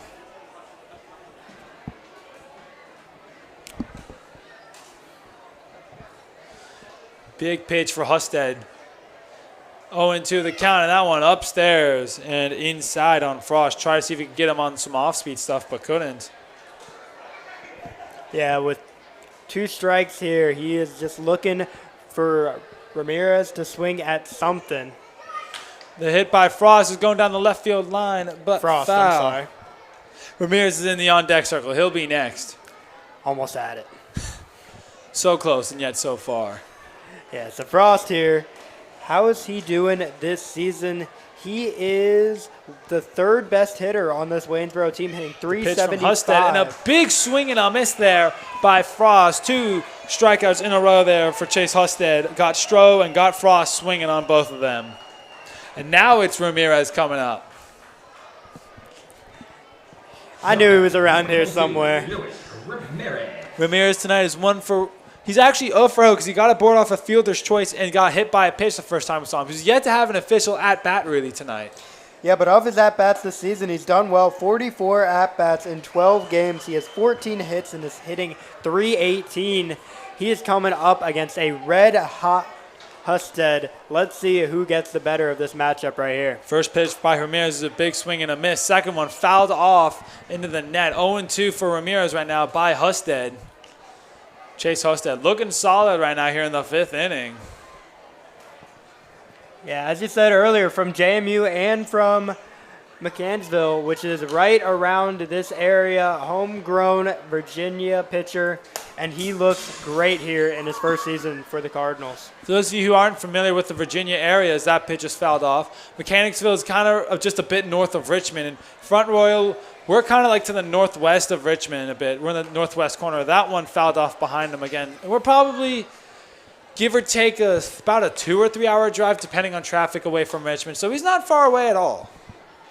No, not at all. And then, you know, we love our JMU pitchers. JMU anything, as we always say, roll Dukes. And, I thought that was going to be strike 3, and so did Husted.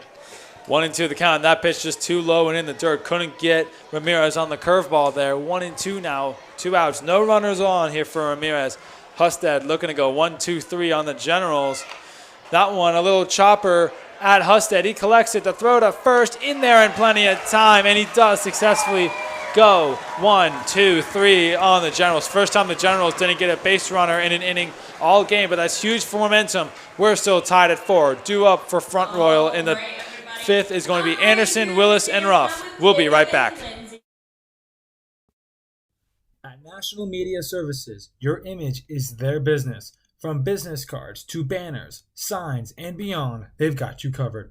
With their top quality printing and industry expertise, they ensure your business won't just survive, it will thrive. Why wait? Contact Mike McCool at National Media Services today at 540-635-4181 and step into the world of possibilities. They are ready to help you create a lasting impression. National Media Services. They don't just help your business survive, they help it thrive. Call 540-635-4181 today and create your success story with National Media Services. Are you looking for the best spot to watch the Front Royal Cardinals games this season? Well, look no farther than On Cue Sports Bar and Grill. They have some of the best food and drinks in Front Royal. 10 HD TVs, 9 9-foot pool tables, and was voted for having the best wings in town in 2021. They also have live music on Friday and selective Saturday evenings. So what are you waiting for? Get on down to On Cue today and join the fun. If you are looking for the best sweet treats in Front Royal, look no farther than C&C Frozen Treats. They serve homemade ice cream and Italian ice fresh every day. They bring you old-time ice cream with new age twists. All locations open at 10 a.m. and are open until 9 p.m. every day. So come on down to C&C Frozen Treats today to see what the hype is all about. As just a friendly reminder, the All-Star Game is coming to the Bing this Sunday, June 25th. The Home Run Derby starts at 5, and the All-Star Game starts at 7. If you aren't attending, you can also watch them both right here on the Royal Examiner or listen to them right here on Stretch Internet. Make sure you are here or watching or listening to them. It's going to be a ton of fun. As due up for the Cardinals is Anderson, Willis, and Ruff. First, Jaden Anderson, who's 1 for 2 tonight with a double, and the crowd is buzzing for him right now. Hensley back out there for another inning of work. Had a lot of trouble with the Cardinals in the 4th inning, and that first pitch is upstairs for a ball, 1-0. Yeah, Hensley coming in a rough position, 0 outs, runner on first and third, unable to stop both of them from scoring, but did not look terrible, and he looks like he is ready to come up here and start again strong. However, he's fallen behind 2-0 against this count against Anderson. Yeah, as Anderson picking his pitches very well here to this point, waiting for the right pitch to even attempt a swing, and Hensley hasn't shown that he can throw a strike yet. 2-0 the count right now here for Anderson. Hensley taking long seconds in between each pitch to really settle down, slow the game down a bit. Check swing, but did not go, and that pitch was too high for a strike, so it'll be 3-0 now. With no outs, Anderson the lead man here for the Cardinals. That would be a big opportunity for the Cardinals to get the lead man aboard, whether it be by a walk or a hit. We know Anderson's bat can do damage. The pitch here from Hensley is in the dirt, and it will be a 4-pitch walk on Anderson, and he will successfully get over to first base. Up next, we have Willis, who has not seen the plate a lot this season, but has looked good today defensively. And let's see what he can do here with Anderson on first. Yeah, so good defensively. Offensively, has been kind of a different story. He's 0 for 2 tonight, trying to change that right here. And this would be a great spot to do it, as he then kind of opens up the door for the bottom part of the lineup in Ruff, Stevens, and Popple. And we know what those three can do. We've seen that a lot. Ruff kind of quiet tonight, but Stevens and Popple have not been. That first pitch is downstairs for a ball. Stevens and Popple, both times we've seen them, they've both gotten aboard. Stevens had the same exact at-bat both times, but they've both also scored. So they are responsible for all 4 runs. Popple didn't score, but Stevens did. I'm reading my score sheet wrong. But they're responsible for 3 out of the 4 runs right now. The 4th one coming from Burwash. 2-0 the count right now. Yeah, they've been entertaining to watch. We love our top of the order here from the Cardinals, but the bottom of the lineup here has been providing a lot of entertainment. Stevens has been stealing bases left and right. We saw Popple earlier steal a base and get safe after a little pickle action from between first and second. So let's see what we can find here from the bottom of the order that is coming up shortly. Hensley got that pitch just in there for a strike, 2-1. First strike he's thrown this inning. Pitch there, inside again, 3-1 here on Willis. With Anderson still at first, and then you have Ruff in the on-deck circle. Hensley, he did look solid in the 4th, came into a jam, but couldn't stop the Cardinals from tying it up. He's been struggling here in the 5th so far, giving a walk and 1 ball away from giving up a second walk. The pitch here, big swing and a miss by Willis, sending the count full. I mean, as the lights come on here in Bing Crosby Stadium and the crowd gets a little, how do you say it? The crowd gets a little antsy. They are looking for a big hit, and Hensley is giving them something to cheer about right now with a walk and a full count here to Willis. The pitch here from Hensley, payoff pitch is in the dirt and too low. Willis will take the walk over to first. Anderson going to successfully get to second as he is forced over there by the walk. And now it's Carter Ruff, so back-to-back walks. And looks like now the pitching coach is coming up to talk to him. I believe that is Terrell Thompson, going to talk to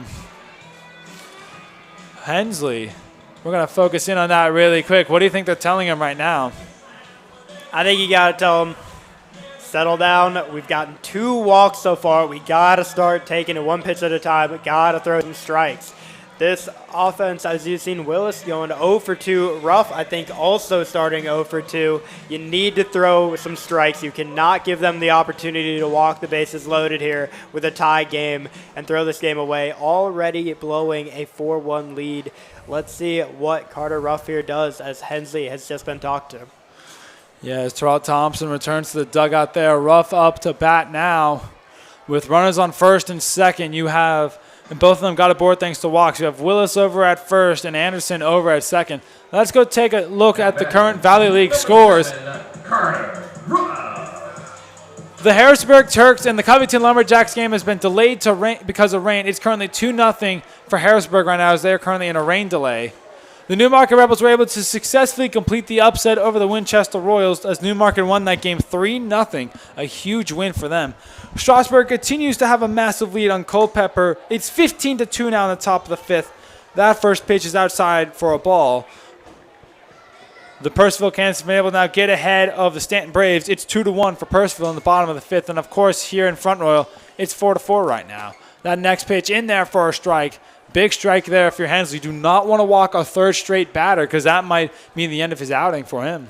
Ben, if you're Coach Clint Marsh and you are in the dugout right now with the Front Royal Cardinals batters, what are you telling them as they come up to the plate here against a Hensley who looks a little unhinged at walking 2 batters? I'm saying be patient. Look for the right pitch to swing at. Let those ones out that look like they're going out of the zone, let those come in. Just be patient and pick your pitches right, as Ruff fouls that one off behind him. 1-2 now with no outs. Runners remain at first and second. We could also see a double steal out of Anderson and Willis happen. That one just off the plate outside, 2-2. Yeah, definitely possible. We have Anderson, who has 2 stolen bases, and haven't seen much out of Willis, has not had the opportunity to steal a base because he's only played in one game, but definitely a possible double steal, maybe even a hit and run here as we have 2-2. The pitch on Ruff, and he swings and misses for strike 3. He will go down on a strikeout for the second straight time tonight, and that could be a big strikeout there for Hensley. It got him on a slider in the dirt. But now here comes the two guys that we've been talking about all night. This has been Daniel Stevens. Both times, a walk and then stole second and later scored. Let's see what he can do here now with 1 out. Runners remain over at first and second right now. This is a critical at-bat here if you're Waynesboro and Front Royal. And he squared up to bunt but decided not to go, but still in the strike zone, 0-1. Yeah, Stevens we've seen have 2 walks, but he has the ability to get on base. He is sitting 275 right now with 11 hits in 40 at-bats. Definitely has the ability for a big hit here, although we've seen him walk twice. I mean, we're not complaining about the walks. He swings and misses on that pitch. It was outside of the zone. 0-2. Hensley now starting to get the Cardinals to bite. Do not want to go from 0 outs with 2 guys on and then 2 outs with 2 guys on. A completely different way you bat for Popple. The pitch here is downstairs in the dirt, 1-2.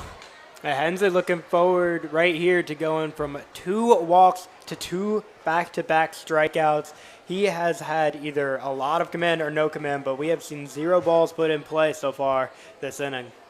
Maybe that talk there from Terrell Thomas was able to really settle him down a lot, just get him under control. Pitch here is just too low. It'll go to 2-2. Stevens batting smart right now, picking his pitch as well. As the sun is going down, the lights are on right now here at the Bing. Yeah, Stevens coming into this game and only had 2 walks the entire season and doubled that tonight as he puts one in play there. Ramirez, the throw to first, is in there in time as both runners advance. Stevens goes down on a grounder, but that will allow Willis to get to second, and now Anderson is 90 feet away from getting the Cardinals back in front.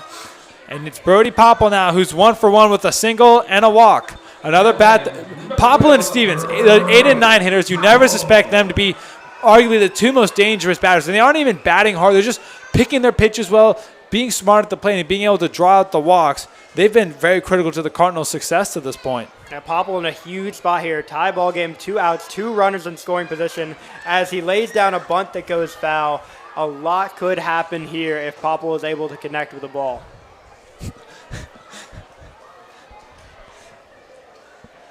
And there's good old Wildcard again with all of his kids.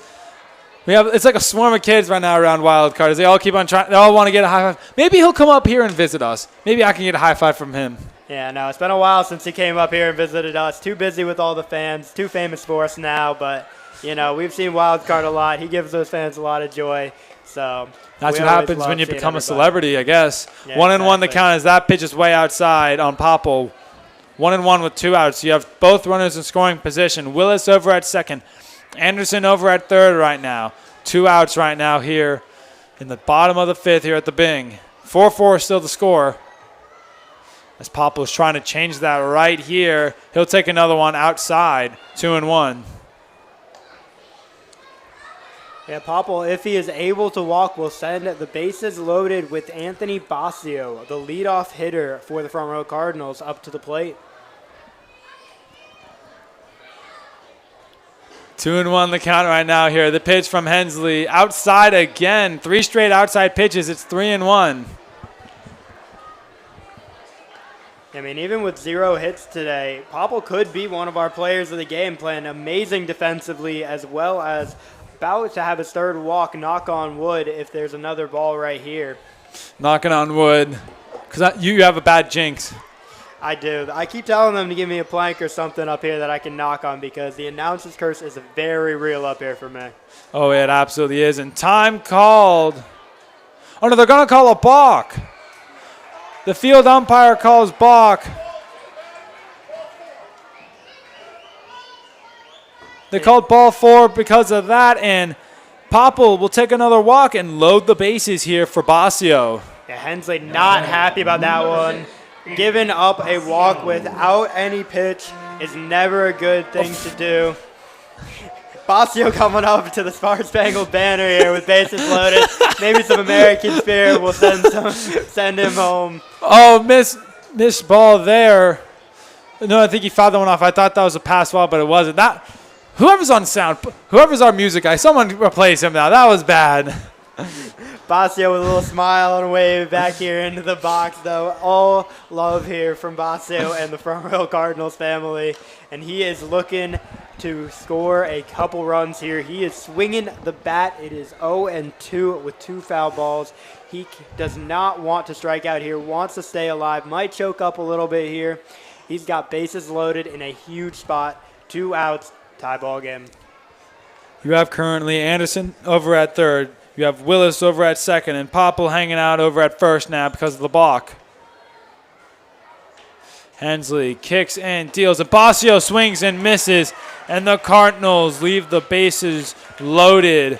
A rough way to end that 5th inning with so much hope as the score remains 4-4 after 5 innings. At the Dominion Health and Fitness Center, they strive to provide the best gym experience for everyone.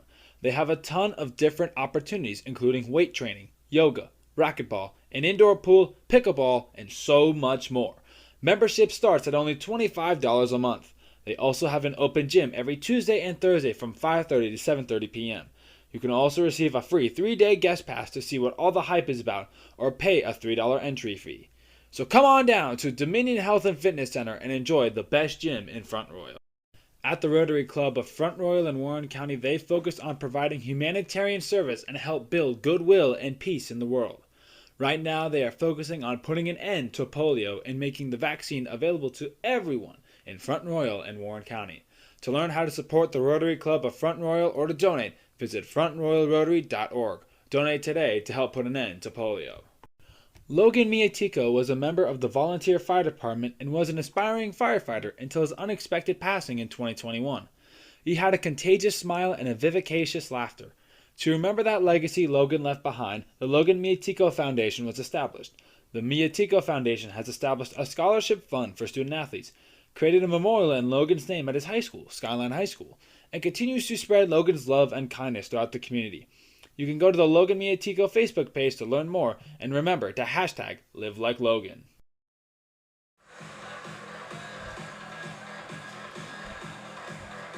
Pitching change here for the Front Royal Cardinals. Now pitching out of Rider University, number 35, P.J. Craig.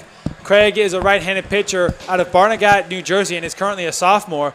The final words. Wow, that was bad. I stumbled there badly. The final stats for Chase Husted. He pitched for 3 innings, gave up 3 hits, 2 walks, got 3 strikeouts, and gave up no runs as he shut down the Waynesboro Generals' bats. The stats for P.J. Craig this season, he's 0-1 so far. In his 1 appearance, he got a loss against Culpeper Cavaliers on June 15th. Has a 9.0 ERA right now. He started that game. Has pitched for 5 innings, got 2 strikeouts, 2 walks, and 7 hits to his name right now. He came later because of Riders University run to the regional round of the NCAA college baseball tournament. What do you think of the pitching change here? I don't know. I think I am definitely excited to see P.J. Craig out there, but Husted was on an absolute heater, 3 straight scoreless innings, and it was able to silence the red-hot Waynesboro Generals bats. And I think it is an interesting choice to pull him when he's hot, but I'm definitely excited to see what P.J. Craig can do here. Due up for the Generals here on the top of the 6th is going to be Smiley, Brown, and McCoy. We'll start off with Smiley, who is 0 for 1, who's 1 for 2 tonight, We'll see P.J. Craig. First time he's playing at the Bing. Let's see how he does as his losses on the road. That pitch is in there for a strike. Him and Gavin Alloway both came later because of the Rider making their run to the regional round. But they're both here now. We've seen Gavin struggle a bit. Let's see what PJ's got. That pitch fouled off there. 0-2 by Smiley. That loss to Culpeper. He gave up 5 runs over the 5 innings he pitched.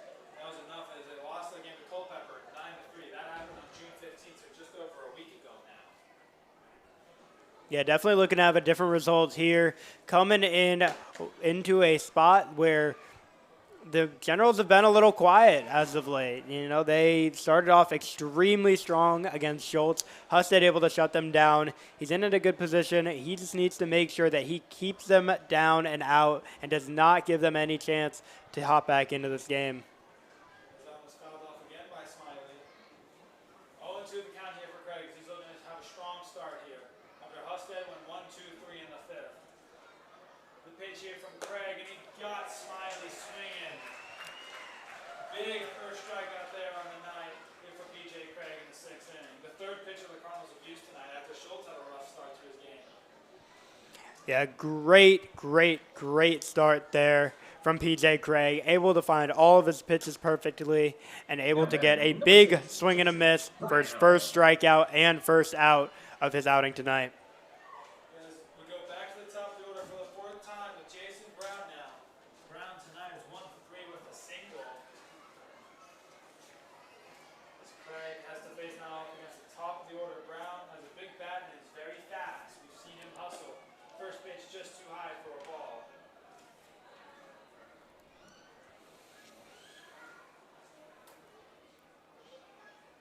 Want to know the count right now here on Brown with 1 out. Pitcher from Craig is in there for a strike. Good pitch there by Craig. Taking a look ahead for both teams as this at-bat continues. Tomorrow, we'll first start off with the front row Cardinals in a 1-1 count. Tomorrow, the Cardinals hit the road to take on the Woodstock River Bandits. As that one is bunted by Brown, but it goes foul. It'll be 1-2. They hit the road to play Woodstock. That game will be starting at 7 o'clock. Sunday is the All-Star game. We can catch some of the best Cardinals playing on Sunday. They are off on Monday. Tuesday, they'll be at home playing a makeup game. They'll be playing the Harrisburg Turks. That game starting at 7. On Wednesday, they're at home again playing the Percival Cannons. That game will be starting at 7. And next Thursday, June 27th, they will be on the road playing the Strasburg Express. That game starting at 7. And to end June, like the halfway point-ish, I believe, of the season, they will be in Charlottesville taking on the Tom Sox. That game starting at 7 o'clock. 1-2 the count right now on Brown here from Craig. This Craig taking a long second with 1 out. Kicks and deals and got Brown swinging. Back-to-back strikeouts there for Craig, just what he needed. That's going to be McCoy coming up, who's 1 for 3 tonight with a double. Craig only able to register 2 strikeouts in his first game, but now has 2 strikeouts in 1 inning. A great outing here for him so far against the Generals. Let's see if he can keep it up and get out of the inning. 1, 2, 3. Absolutely. Taking on the General schedule now over next week. Tomorrow they are at home taking on the Harrisonburg Turks.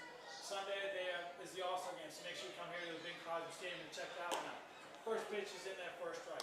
They are off Monday and Tuesday. Wednesday they will be playing the Culpeper Cavaliers at home. Thursday they hit the road to take on the Covington Lumberjacks.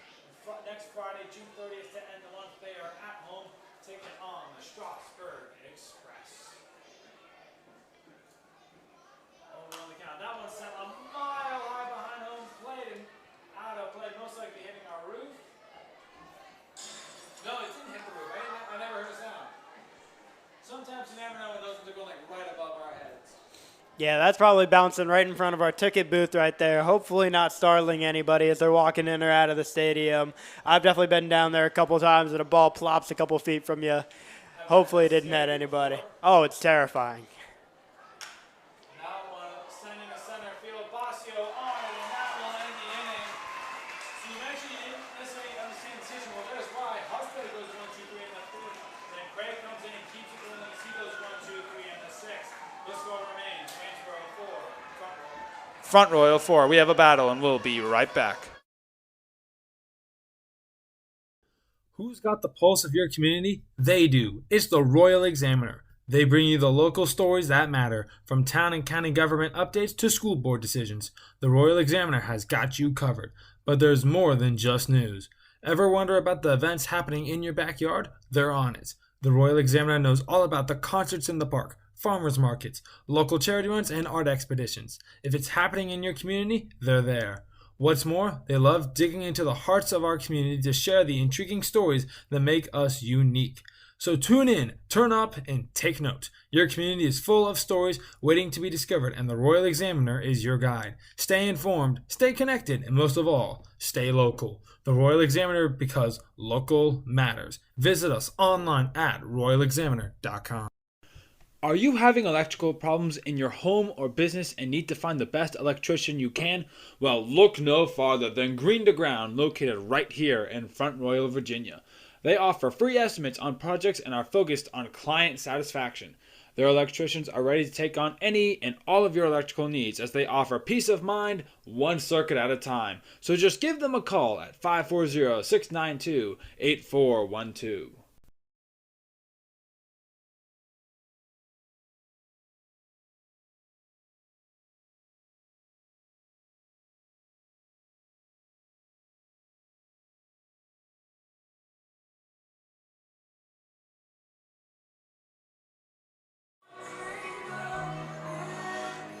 Bottom of the sixth, Waynesboro has made another pitching change. Now into pitch from Skyline College, number 30, Benito Valle, a junior from San Francisco, California. The final stats there for Hensley. He went 2 innings, gave up 1 hit and 3 walks, and got 3 strikeouts. Benito this season is 2-0 with a 4.2 ERA. He started 3 games, played in 3 games, pitched for 15 innings, got 16 strikeouts, giving up 9 walks and 11 hits. His wins were against the River Bandits on June 15th and the Cardinals on June 9th. So very familiar with this Front Royal lineup. What do you think of the pitching change there, Caleb? Though Hensley did not allow any runs, we saw an opportunity with bases loaded in the last. I am not surprised by this pitching change at all as we go into the later innings here. Benito has seen this Front Royal Cardinals offense and knows what to do. A lot of these hitters he's faced before, so let's see how he does against. First pitch there by Benito, and he hit Burwash, not the way you want to start. I also want to apologize for if you couldn't hear me in that last inning. I don't know what happened. Somehow my mic was turned off. I apologize if you couldn't hear me, but I'm back now, and we're gonna do this now as Drew Camp comes up. We're gonna try this again. Take a look at the next week of what's happening for both teams. For Front Royal, tomorrow they are on the road taking on the River Bandits. Sunday is the All-Star game. Make sure you come out to Bing Crosby for that. Monday they are off. Tuesday they will be playing Harrisonburg Turks in a makeup game as Camp fouls that one first off for a strike. That game will be at home. Wednesday they're at home again taking on the Percival Cannons. Thursday they hit the road to take on the Strasburg Express. And Friday they hit the road again to take on the Charlottesville Tom Sox. As for the Generals, Pitches inside. Called strike. I thought that one was very high and inside, and Camp did not like that call at all. Yeah, I could tell from that one. I thought that was inside, too. For the Generals, tomorrow they are at home taking on the Harrisonburg Turks. Sunday's the All-Star game. Make sure you come out here to check them. That one almost hit Camp as well. Monday and Tuesday they are off next week. Wednesday they will be at home taking on the Culpeper Cavaliers. Thursday they hit the road to take on the Covington Lumberjacks. Friday to end the month they will be at home taking on the Strasburg Express. 1-2 the count right now here on Camp from Valle. And there goes, Burwash, but it is fouled off, so it doesn't matter. Burwash was running. Burwash is itching for a steal over there. He is ready to run. 2 strikes already for Camp. Camp is just trying to stay alive. Needed to foul that one off. Burwash goes back to first, and Camp is up again, 1-2. Burwash jumping around like crazy right now, and that one's sent into right field. Forchik is on it. Another unlucky hit there for Camp. We've seen a lot of those balls. It was like hit hard, hit deep, but just an easy fly out there for the outfielders for them. Yeah, Camp very unlucky. I believe that's the second time he has lined out to right field so far this game. Makes good contact on the ball, but it's just unable to find a spot to place it down. A good job by the right fielder to get under that and make the easy catch. 1 out. Cam Douglas is up. And this is a big bat here for Front Royal that they want up right now in an inning where they're trying to break through again. That first pitch in there for a strike. It's a Georgia State duo up to bat here. First it's Douglas, and then Anderson will be up in just a moment. With Burwash over at first, and we know he's going to be looking to try and make a steal at some point. With Burwash jumping around like crazy. Check swing there by Douglas. They say he didn't go. So it'll be. I think they're going to say foul ball there. Oh, that's unlucky. I couldn't tell if it was a pass ball, a check swing, what happened there. They say he hit it foul, though, 0-2. So, Ben, we were talking about earlier how the team that wins is going to have to make the most of their opportunities with runners in scoring positions. How bad do you think it could hurt the Cardinals later in this game that they have twice so far this game stranded, bases loaded? Oh, it's huge. You cannot let that happen. If I'm Clint Marsh, I'm going to have to hammer that home to my team of, like, we have to be scoring guys in bases loaded. As Burwash goes, Douglas sends it into left field, and it will drop. Burwash trying to make the run over into third, and he is out at third. A good throw in there by Wagner, getting the lead man in Burwash. A great throw in there to get him out. Douglas will be safe at first, and we kind of reset now. Yeah, Burwash, extremely fast player, but a risky call there to go for third on a ball that was blooped into left field. Not a far throw at all from the left fielder to third. Able to get him out in plenty of time. Yeah, he tried to make it close, but just could not avoid the tag. As now it's going to be Jaden Anderson up to bat. Like you've mentioned, a bat that can do anything at any moment. But Valage trying to get out of the inning, and that one upstairs curveball for a ball, 1-0. As the kids here tonight have gotten the Let's Go Cardinals chant going again.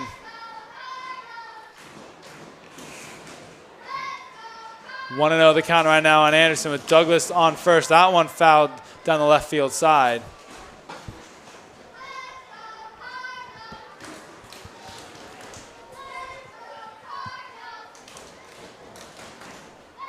One and 1 the count here for Anderson. Douglas over at first right now, kind of jumping around a bit, trying to see if he can get a steal, get something rolling here, try and get a run in. That one sent high, but going foul into the Generals dugout. Oh, no, grabbed by a fan, actually. My depth perception is way off. That's why I'm in the broadcast booth and not out on the field. Good catch there by the fan. Yeah, I've been here for quite a few games now, and that's the first time I've ever seen a fan nab a foul ball. That is a great catch over there. He should be on the field. Oh, man, he absolutely should. That one little chopper by Douglas, by Anderson. Frost miscontrolled it, and both runners will be safe. Anderson gets over to first. Douglas successfully over to second. And the inning is going to continue with that.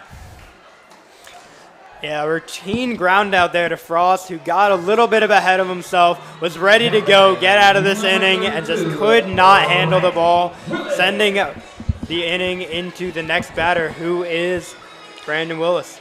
Willis tonight, he is 0 for 2 with who got walked last time we saw him and then stranded at second. We've been talking about we don't see him a lot, so a big chance to really show what he's able to do. First pitch is upstairs but called strike. On the zone, just barely on the zone.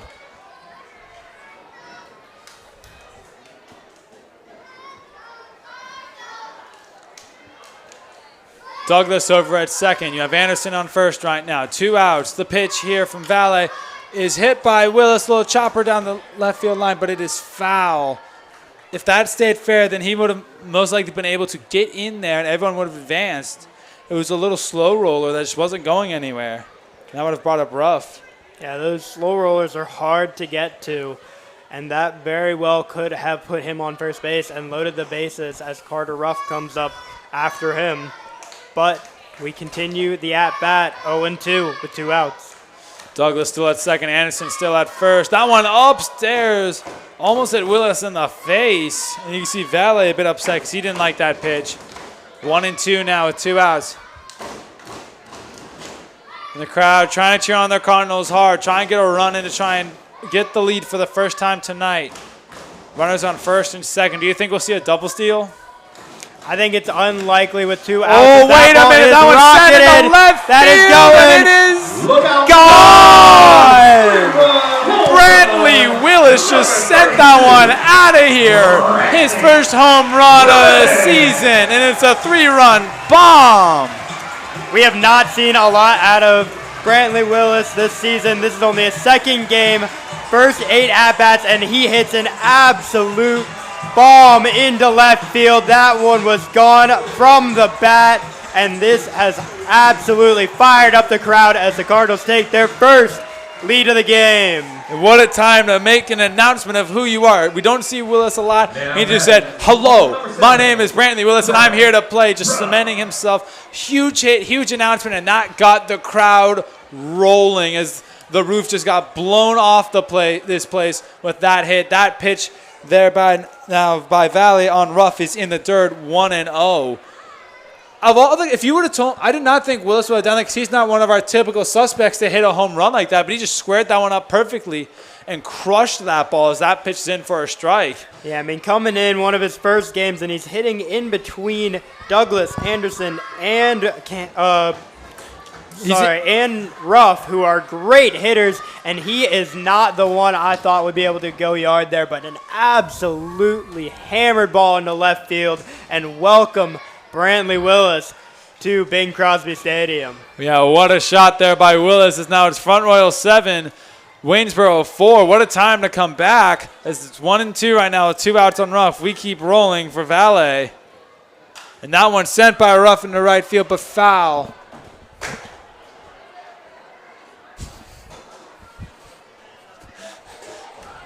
What do you think is going through Valet's mind right now?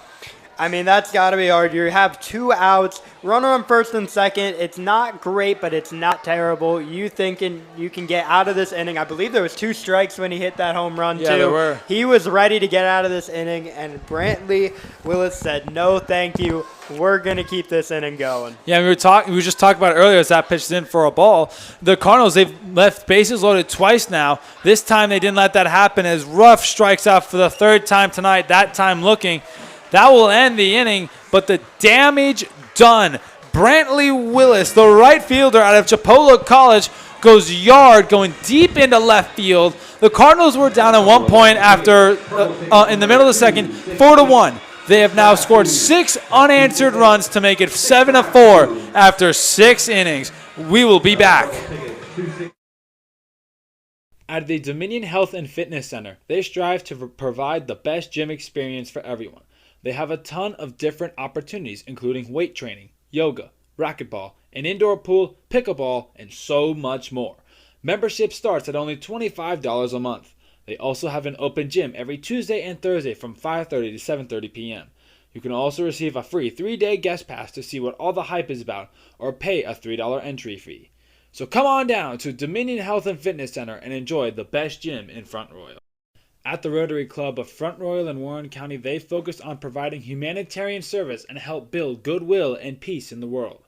Right now, they are focusing on putting an end to polio and making the vaccine available to everyone in Front Royal and Warren County. To learn how to support the Rotary Club of Front Royal or to donate, visit frontroyalrotary.org. Donate today to help put an end to polio. Logan Miatico was a member of the volunteer fire department and was an aspiring firefighter until his unexpected passing in 2021. He had a contagious smile and a vivacious laughter.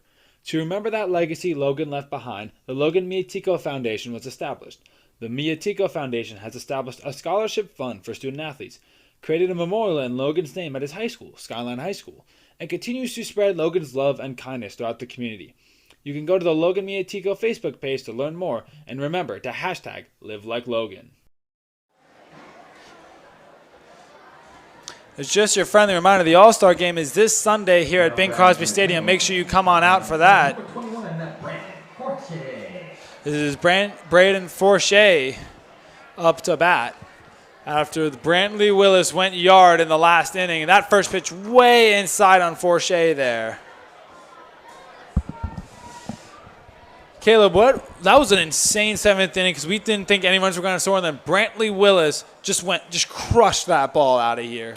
Yeah, I mean, the crowd went quiet. I was thinking the inning was over. We had 2 outs. We had a couple of runners on, but nothing crazy. Brantley Willis, we haven't seen much of him, so I didn't expect that, but that was absolutely smoked. The fans are on their feet. They're excited. Big Cardinals lead now, and now PJ Craig coming in after having a great last inning will hope to continue and keep it up to get out of this one and give the Cardinals another opportunity to extend their new lead.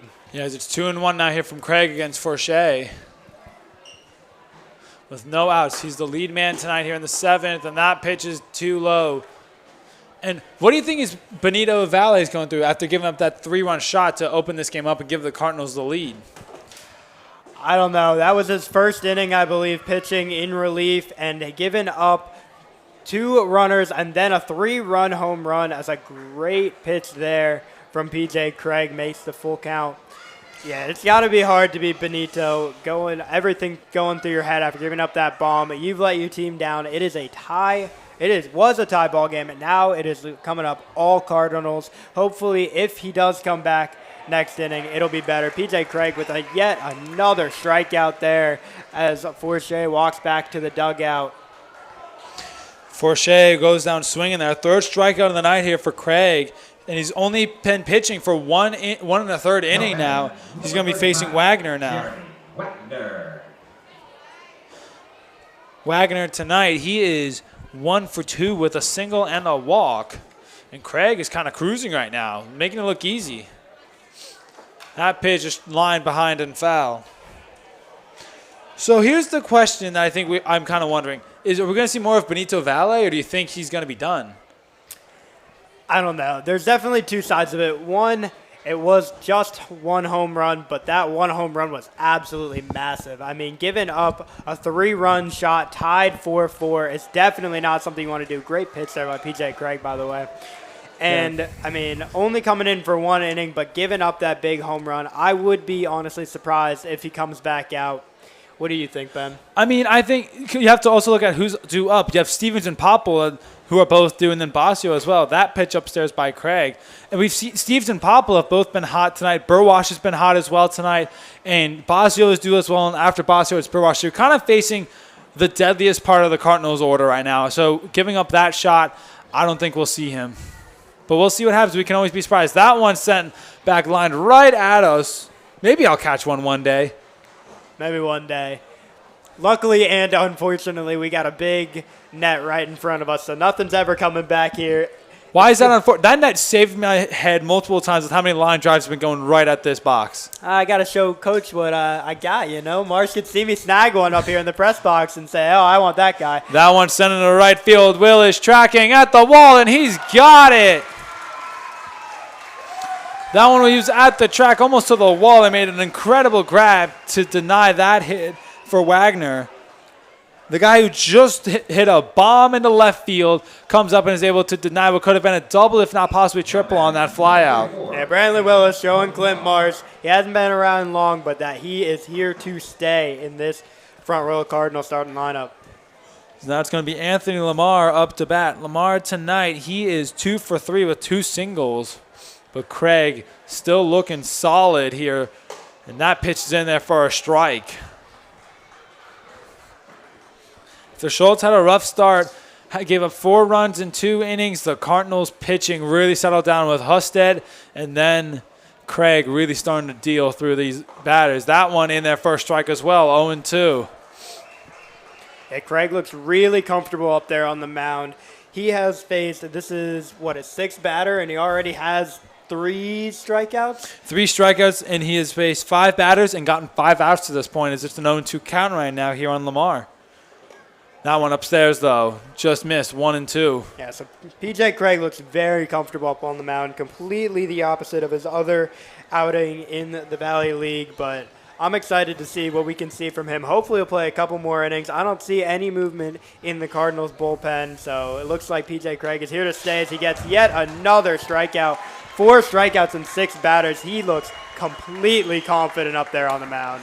Back-to-back 1-2-3 innings for P.J. Craig. 3 straight 1-2-3 innings here for the Front Royal Cardinals. It's time to stretch, y'all. It's the 7th inning stretch. It's Cardinals 7, Generals 4. As youth sports continue to grow, many parents struggle to look for places to take their kids to practice their sport. That struggle is now over with Arena Sports and Event Center. This amazing location has 3 rows of batting cages, an indoor turf space, camps, and so much more to offer. The drives to Manassas and Winchester for parents are no more, as now they can turn to Arena Sports to bring their kids to practice and train to get better. To learn more, go to their Facebook page at the Arena Sports and Event Center and check it out now. Wines Bookkeeping has specialized in a variety of business and tax services to help those in the local Front Royal community for over 50 years. They can take care of your business needs quickly and efficiently, including business tax preparation, personal tax preparation, and bookkeeping. They can handle the books for you and allow you to worry less and live more. Brody Michael was just a 14-year-old boy beginning his high school basketball career when he passed away back in 2020. Brody brought so much positivity and compassion to everyone in his life. He was non-judgmental, kind, caring, and always had a smile on his face. His impact was much larger than just the high school basketball court, as it spread throughout the entire community. In his memory, the Brody Michael Foundation was started to help continue the legacy Brody started. It not only gives back to the community, but also offers scholarships for student athletes as well. To donate to this wonderful foundation and continue Brody's legacy, please visit BrodyMichaelFoundation.com and remember to hashtag #BeLikeBrody.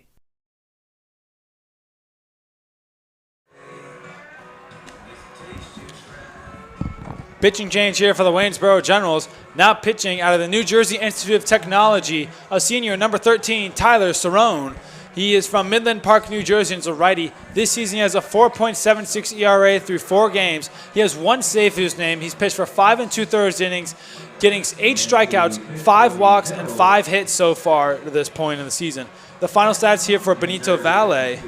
He pitched for 1 inning, gave up 3 hits, got no walks, got no strikeouts, gave up 3 runs, and hit 1 batter. And one of those 3 hits was the bomb by Brantley Wilson. We both agreed that we wouldn't see Valle anymore, and we were both right. Tyler Cerrone now in. What do you think of the change here?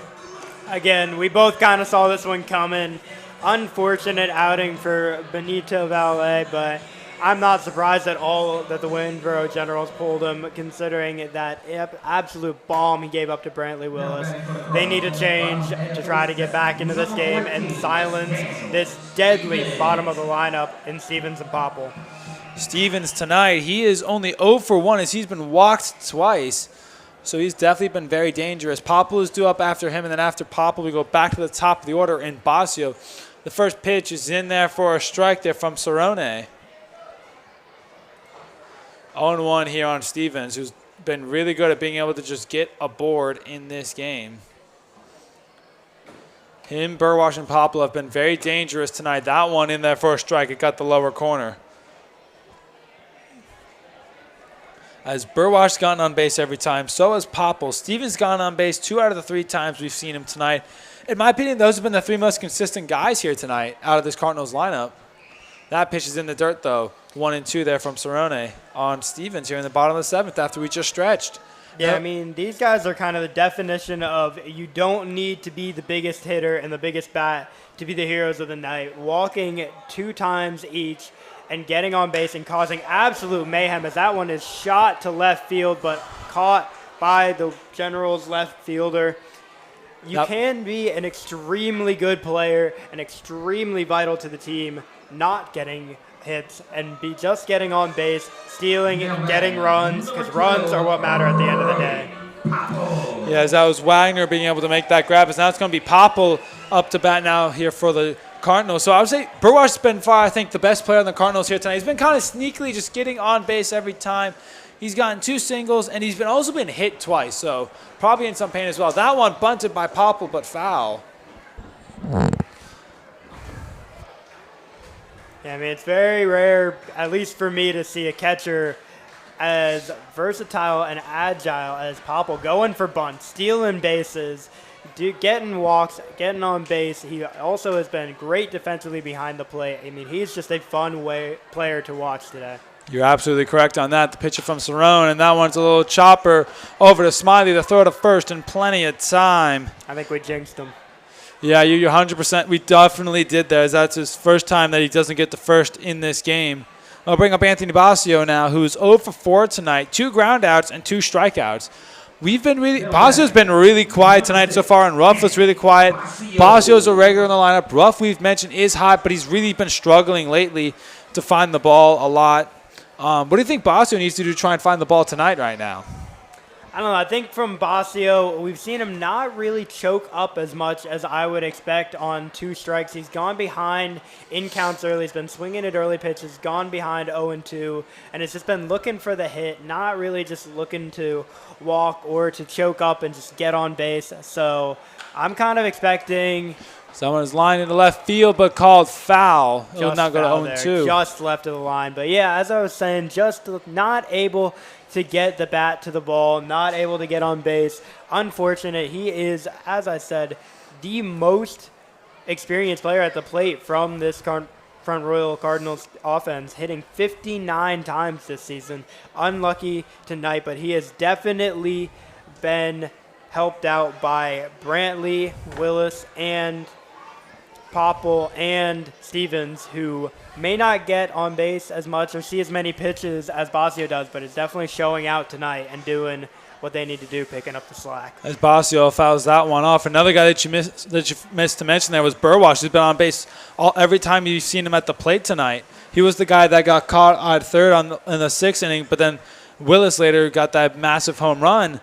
But between Burwash, Stevens, and Popple, they're accounted for a lot of the runs. And then Georgia State featuring Brantley Willis came through big as that's a big swing and miss there by Basio as the Cardinals go 1-2-3 to end the inning. We're through 7, and it's still Front Royal 7, Waynesboro 4.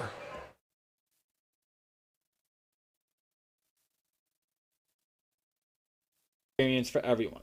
They have a ton of different opportunities, including weight training, yoga, racquetball, an indoor pool, pickleball, and so much more. Membership starts at only $25 a month. They also have an open gym every Tuesday and Thursday from 5:30 to 7:30 p.m. You can also receive a free 3-day guest pass to see what all the hype is about or pay a $3 entry fee. So come on down to Dominion Health and Fitness Center and enjoy the best gym in Front Royal. At the Rotary Club of Front Royal and Warren County, they focus on providing humanitarian service and help build goodwill and peace in the world. Right now, they are focusing on putting an end to polio and making the vaccine available to everyone in Front Royal and Warren County.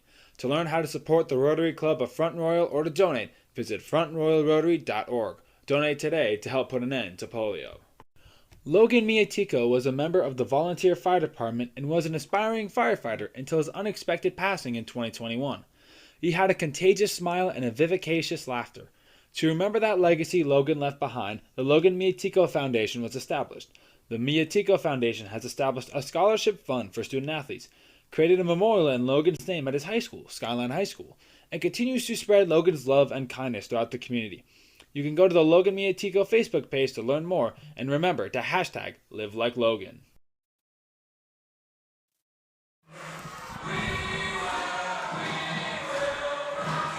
This place is buzzing as we head into the 8th inning now with We Will Rock You going. As PJ Craig remains out there for another inning of work as we expected. He has been wheeling and dealing, but the crowd, like I mentioned, buzzing here in Front Royal with Stroh, Frost, and Ramirez all due up here for Waynesboro as PJ Craig comes back out for a 3rd inning of work here in relief. Stroh tonight, he is 0 for 2, got walked in the 3rd, but got stranded on 3rd. The 7th inning had no run, nothing happened in the 7th. This was 1-2-3 on both sides. First pitch in there for a strike here for PJ Craig. What have you thought about Craig tonight so far? I think he's been absolutely electric, has been in control of all of his pitches, has thrown a lot of strikes, has struck out a lot of batters, gotten ahead in counts, hasn't thrown a lot of balls. I've been very impressed with what we've seen so far from him tonight. It's turned into a little bit of a pitching duel, especially from the Cardinals with Husted and now PJ Craig going a lot of innings without giving up much to this hot Generals team. As that one is raked foul there by Stroh going down the right field side. 0-2 now with 0 outs. Stroh the leadoff man. Like I mentioned, Frost and Ramirez both due up after him. The pitch here from Craig, and that one is fouled off. Just barely got a piece of that Stroh and able to stay alive. We might see Craig get pulled in the 9th to try and bring in a closer, but depending on how this 8th inning goes, you might very well see him out there for the 9th. We'll see what happens here.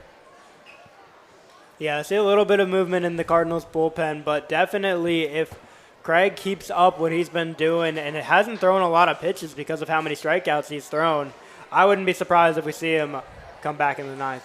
0-2 the count here from Craig, and that one outside and in the dirt. Popple couldn't control it. Doesn't matter, though. It's 1-2. No runners are on here against Stroh. Looks like a slider that just got away from Craig a bit.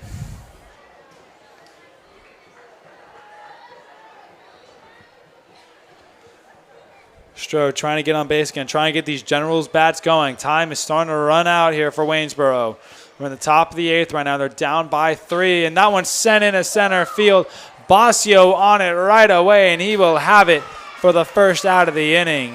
An easy fly out there for Front Royal to make it 1 away here in the top of the 8th. Now batting, number 41, Riley Frost. As Frost now comes up to bat. Frost tonight, he is 1 for 3 with a single. But that was also in the first inning. Excuse me, not the first. What am I saying? The second inning. I cannot read my score sheet tonight. I don't know what's happened to my eyes. I've been awake for too long. I need a nap.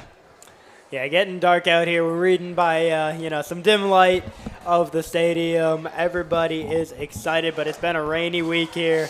Nobody's been out and about, so definitely a little bit rusty in here for us, reading our score sheets, reading the names, and just saying words in general. That first pitch was a big swing and a miss there by Frost. I blame the 2 rain days. You get out of a lot of sorts after those multiple rain days in a row. I was ready to go on Wednesday, and then I wasn't. So I blame the rain for my struggles tonight.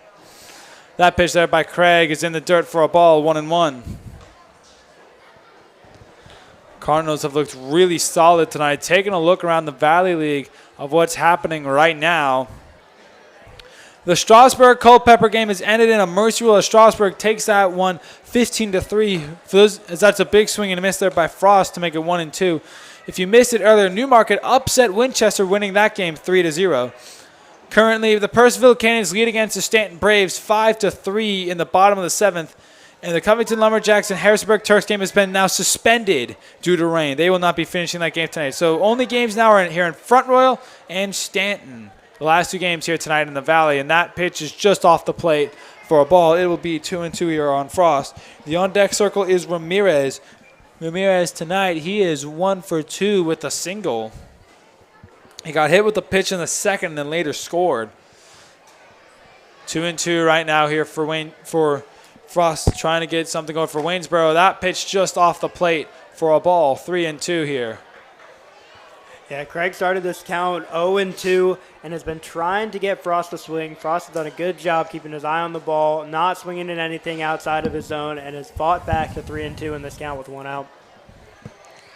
That pitch by Craig is fouled back into the netting. Still a full count here with 1 out. As our little kids have started another Let's Go Cardinals chant, they're trying to cheer the Cardinals on to the end of this game. Full count here on Frost with 1 out here for PJ Craig. The pitch is just too low. And that's going to be the first base runner PJ Craig has given up in this outing.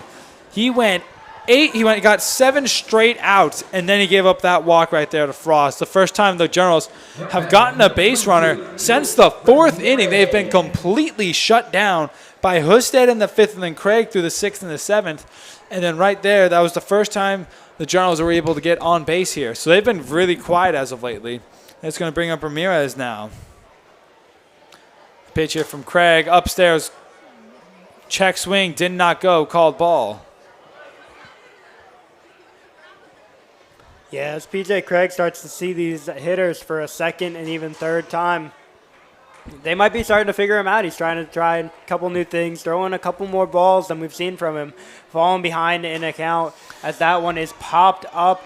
Carter Ruff going but cannot get there, so hopefully another one caught. I think it was the same kid that snagged that one as well, that snagged the one earlier. Yeah, it totally was.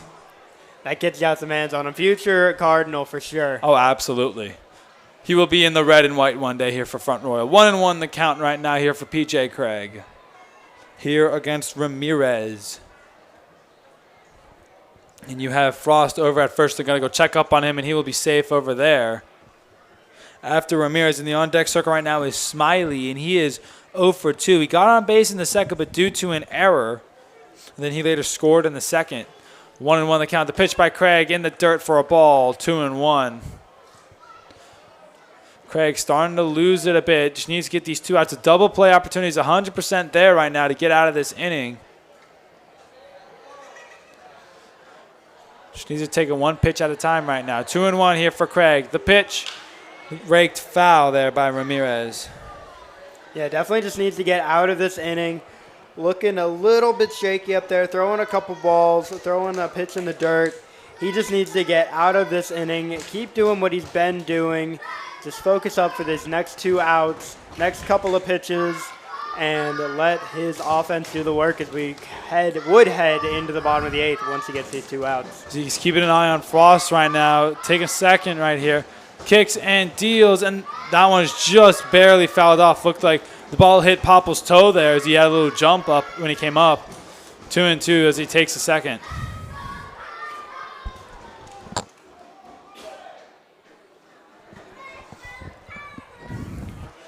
Kids really trying to cheer their Cardinals on to victory here. Continue that "Let's Go Cardinals" chant, trying to get the crowd buzzing, trying to get the Cardinals through to the end of this game.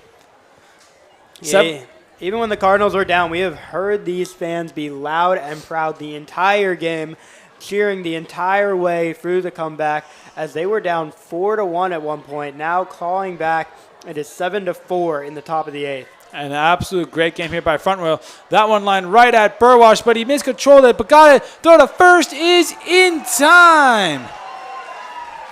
Wow. That one took a hop off the mound, a jump on Burwash. Could not get the out at second, so Frost is able to advance. What a great awareness there by Burwash to then get the throw to first to get Ramirez out just in time. That, folks, is why he is an all-star. Yeah, I mean, great play by Burwash, but let's not ignore the fact that Carter Ruff just hit the splits on first base to get that out. I mean, that is pure athleticism if I've ever seen it. Oh, you're absolutely right on that. That was a great stretch there by Ruff to really make that play. As here comes Sean Smiley. Smiley tonight, like I mentioned, 0 for 2, got on with an error. Big swing and a miss there as Craig goes up in the count, 0-1. So it's not Smiley anymore. It's actually Sean Shelley. They made a substitution at second base. It's going to be Sean Shelley. He's also from Barry University. So an interesting substitution there. Smiley is done.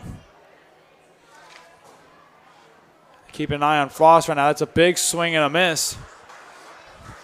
0-2 right now here for Shelley. Shelley this year has been batting .333, 12 hits, 5 runs, a double, a triple, and a home run. So a big bat as the Generals are trying to get back in this game.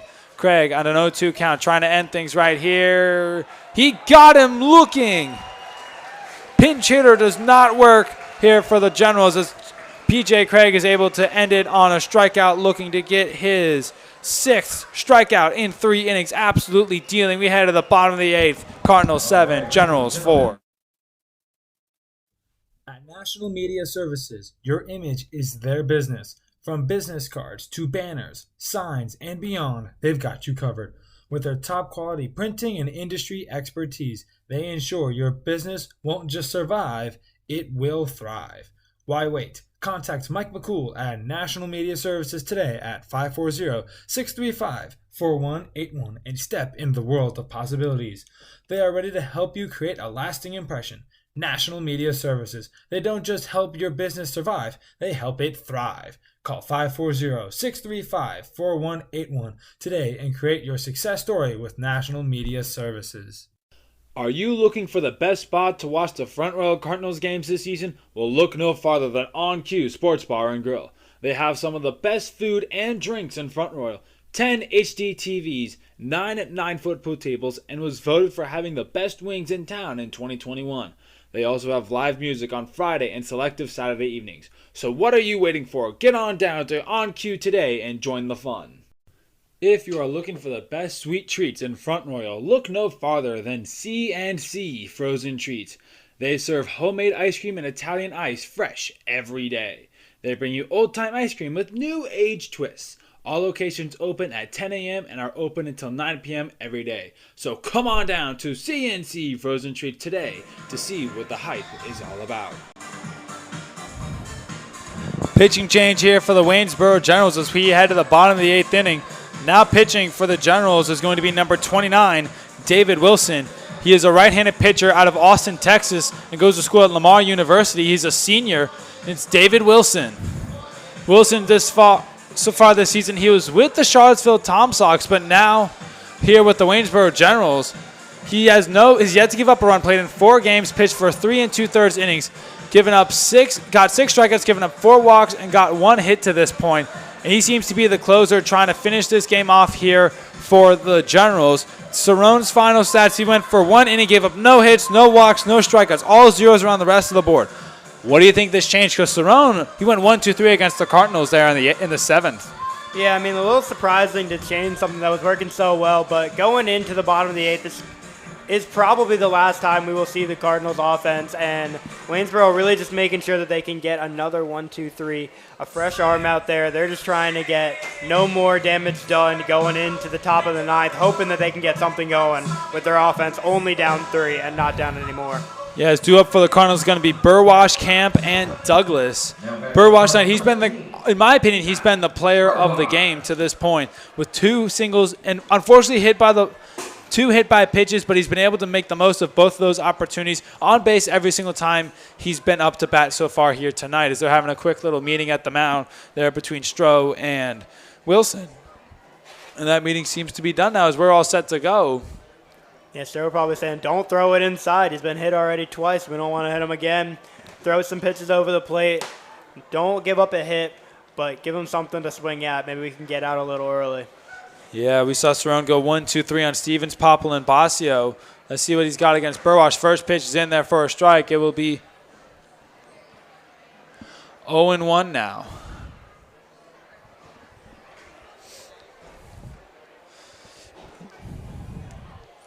Wilson really taking a while. That one's a little chopper right at Wilson, and the throw to first in plenty of time. And Burwash goes down for the first time tonight. He's been on base every time. It's got into a bit of a habit, but goes down there on a ground out. He'll bring up now Drew Camp.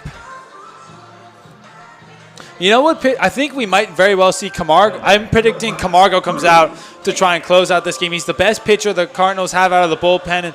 And he's also an all-star pitcher, great ERA, one of the best ERAs in the league.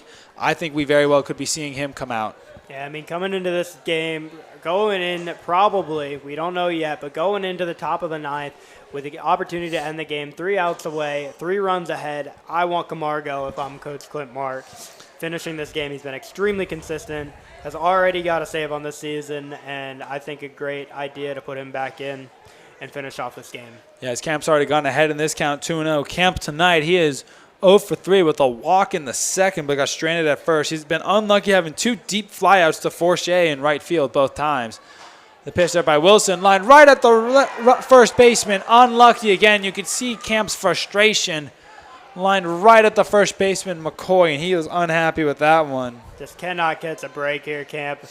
3 lineouts so far this game. He just cannot seem to find any place in the grass to find the ball. All absolutely hammered hits caught by the Generals defense. Yes, now it's going to be Cam Douglas coming up. Tonight, Douglas is 1 for 3 with a single and got walked in the first. He scored in our last inning thanks to the Brantley Willis home run. So Georgia State kind of warns Wilson that Brantley Willis, the home run guy's coming up. It's already 0-1. Make it 0-2 on a big swing and miss. Maybe we won't see Willis again.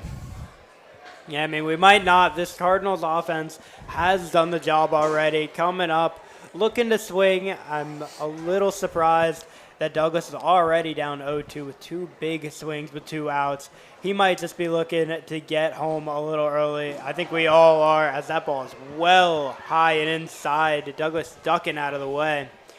But, yeah, I mean, we're not seeing the best from them because we don't need to. Going in up 3, I think they're just looking forward to putting whoever is going out onto the mound for the Cardinals out there and playing some more defense. I don't think they're really focused on the offense right now as that ball is fouled away by Douglas. Why are you jinxing us? What is wrong with you? Why do you always say stuff like this? Why do you do this? I said we don't care. Jinxing it would be if we hit a home run right here, you know? But jinxing would also be then them coming back and tying this game or winning it in the 9th inning. I'm not jinxing nothing. You totally just jinxed it.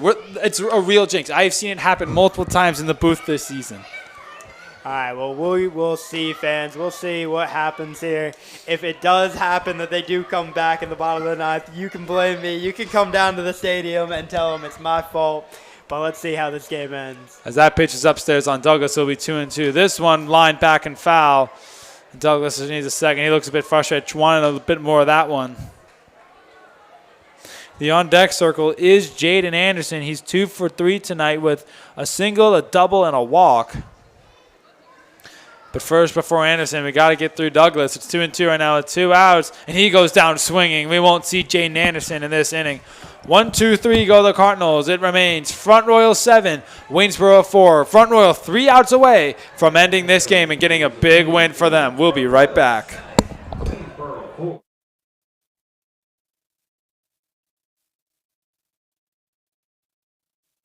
Bringing you the local stories that matter, from town and county government updates to school board decisions. The Royal Examiner has got you covered, but there's more than just news. Ever wonder about the events happening in your backyard? They're on it. The Royal Examiner knows all about the concerts in the park, farmers markets, local charity runs, and art expeditions. If it's happening in your community, they're there. What's more, they love digging into the hearts of our community to share the intriguing stories that make us unique. So tune in, turn up, and take note. Your community is full of stories waiting to be discovered, and the Royal Examiner is your guide. Stay informed, stay connected, and most of all, stay local. The Royal Examiner, because local matters. Visit us online at royalexaminer.com. Are you having electrical problems in your home or business and need to find the best electrician you can? Well, look no farther than Green to Ground, located right here in Front Royal, Virginia. They offer free estimates on projects and are focused on client satisfaction. Their electricians are ready to take on any and all of your electrical needs as they offer peace of mind, one circuit at a time. So just give them a call at 540-692-8412.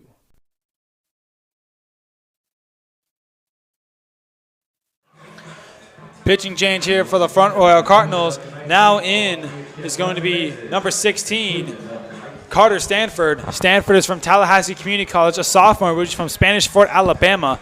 He has an 0.9 ERA to this point in the season. Played in 3 games, he started one of them. He's pitched for 10 innings, gotten 11 strikeouts, given up 4 walks, and given up 8 hits. The final stats here for Craig: he pitched for 3 innings, gave up no hits, gave up 1 walk, got 6 strikeouts. A great inning, great 3-inning outing for him. Gave up no runs as well as Stanford comes in to try and get the save here and finish this one off. What do you think of the pitching change here? I mean, we've been talking a lot about Camargo, but Stanford, 3 games pitched, 10 innings pitched, and we have 11 strikeouts, 4 walks, 1 earned run. I mean, any ERA that's under 1 is going to get an attention from anybody. So hopefully he can come in, go 3 up, 3 down, and end this game for a Cardinals win.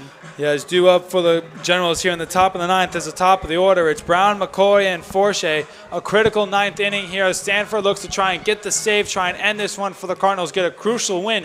What a comeback it's been, as they were down 4-1 at one point at this game after two innings, and they've come back from down 4-1 to now ahead 7-4. Such a big time for them as they're 3 outs away from getting what could be a crucial win here for them. Now batting for the Generals in the top half of the ninth. Brown tonight, he is 1 for 4 with a single in the first and then later scored off of that.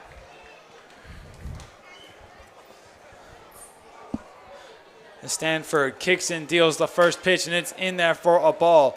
The Front Royal Cardinals are sponsored by Fox's Pizza, the Knights of Columbus, Arena Sports, Rotary Club Front Royal, Rotary Club Warren County, Crystal Clan for Sheriff, Concern Hotline, Tina Tolliver Studios, Petty Betty Treats, Veterans of Foreign Wars. That one is sent into center field. Basio is on it. Cardinals are sponsored by Veterans of Foreign War, Front Royal, and Sun Stoppers. And that will be the first out of the inning right there. Cardinals are 2 outs away now with McCoy up to bat. And then Forshey in the on-deck circle now. It's just a final reminder. Do not forget, the All-Star Game is this Sunday. Home Run Derby starts at 5. All-Star Game starts at 7. Make sure you come on out for that here at the Bing Crosby Stadium. First pitch in there for a strike. Right now, We have 5 All-Stars here out of Front Royal. It's Andres Camargo, Bryce Fisher, Eli Burwash, Mason Mosley, and Jaden Anderson. Tickets are $5 for adults, $3 for kids ages 6 through 12. So that's a chopper at Stanford who couldn't control it. Grabbed by Burwash, throw to first, no, he got it in time. I didn't think it was in time, but it was. That was very close, and McCoy did not look happy about it. Great recovery there by Burwash. After Stanford tried to grab it and couldn't, he grabbed it and got the out in time. Great play there. Like I was saying, tickets for the All-Star game is only $5 for adults, $3 for kids ages 6 through 12. And any kid that comes in a jersey will be let in for free. Gates open at 2. So make sure you come on out. Gates open at 2 or 3. I don't remember off the top of my head, unfortunately. And that first pitch is in there for a strike. Make sure you come on out to the All-Star game just in 2 days. 0-1 the count right now with 2 outs. Stanford an out away from getting the save. Big swing and a miss there by Forshea. What have you thought of Stanford so far here, Caleb? I think he's been great. I mean, coming in with a big opportunity to just end the game, go 1, 2, 3, and he's done just that. Hopped ahead in every count, gotten easy outs. So that one's fouled off. And I think he's done what they've needed him to do. Yeah, you're absolutely right on that one. He has looked really solid here tonight. He was able to get a fly out and a ground out on Brown and McCoy. Forshea, the last out standing between him and the save and a Cardinals victory, which is exactly what they're looking for here right now. The pitch from Stanford way outside. Popple able to grab it, though. Looks like a slider that got away from Stanford, and he missed. 1-2 now. Yeah, Stanford with 2 strikes, 2 outs. Top of the 9th, just needs 1 more strike, and we are calling it a ball game. The pitch here from Stanford, and that one in the dirt. Didn't hit him. Couldn't tell if it hit Forshea there for a second, but it did not. It'll go to 2-2. Stanford trying to mix it up with some off speed and has missed badly off the plate both times, going way outside, and then didn't even make it to the plate on that one.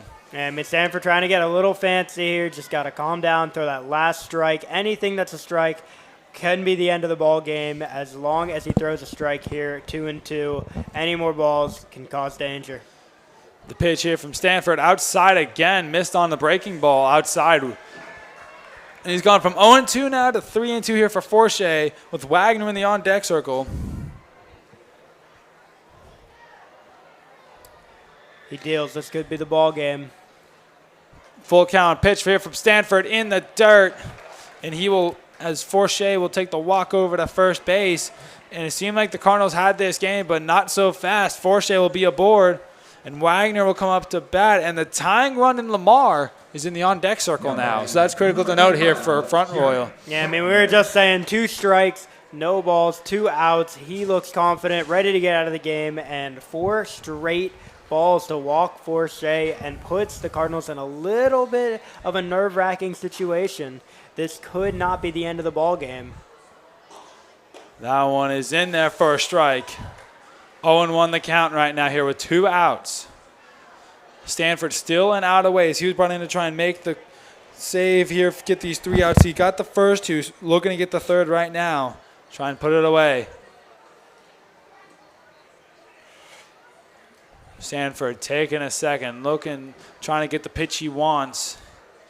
Kicks and deals. Big swing and a miss there by Wagner. 0-2 now. 1 strike away, 1 out away here for Stanford for getting the save and getting the win here for Front Royal. Crowd cheering on Stanford, cheering on the Cardinals. They're trying to end the game right here. Stanford takes second, kicks and deals. That one fouled off behind us. It will remain at 0-2 as Wagner's going to try and fight for the pitch he wants.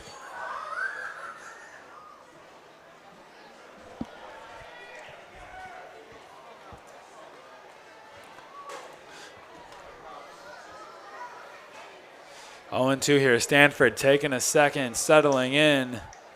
Taking a long second. Now kicks and deals in the dirt. Got away from Popple. And that will allow Forshea to successfully get to second.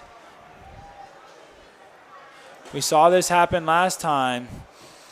Stanford got ahead 0-2 and then kind of crumbled, giving up 4 straight balls to allow Forche to take the walk, which was not what he wanted at all. 1-2 the count now here on Wagner. 1 strike away from ending this game, trying to get the final out here to get the win here for the Cardinals and get the save.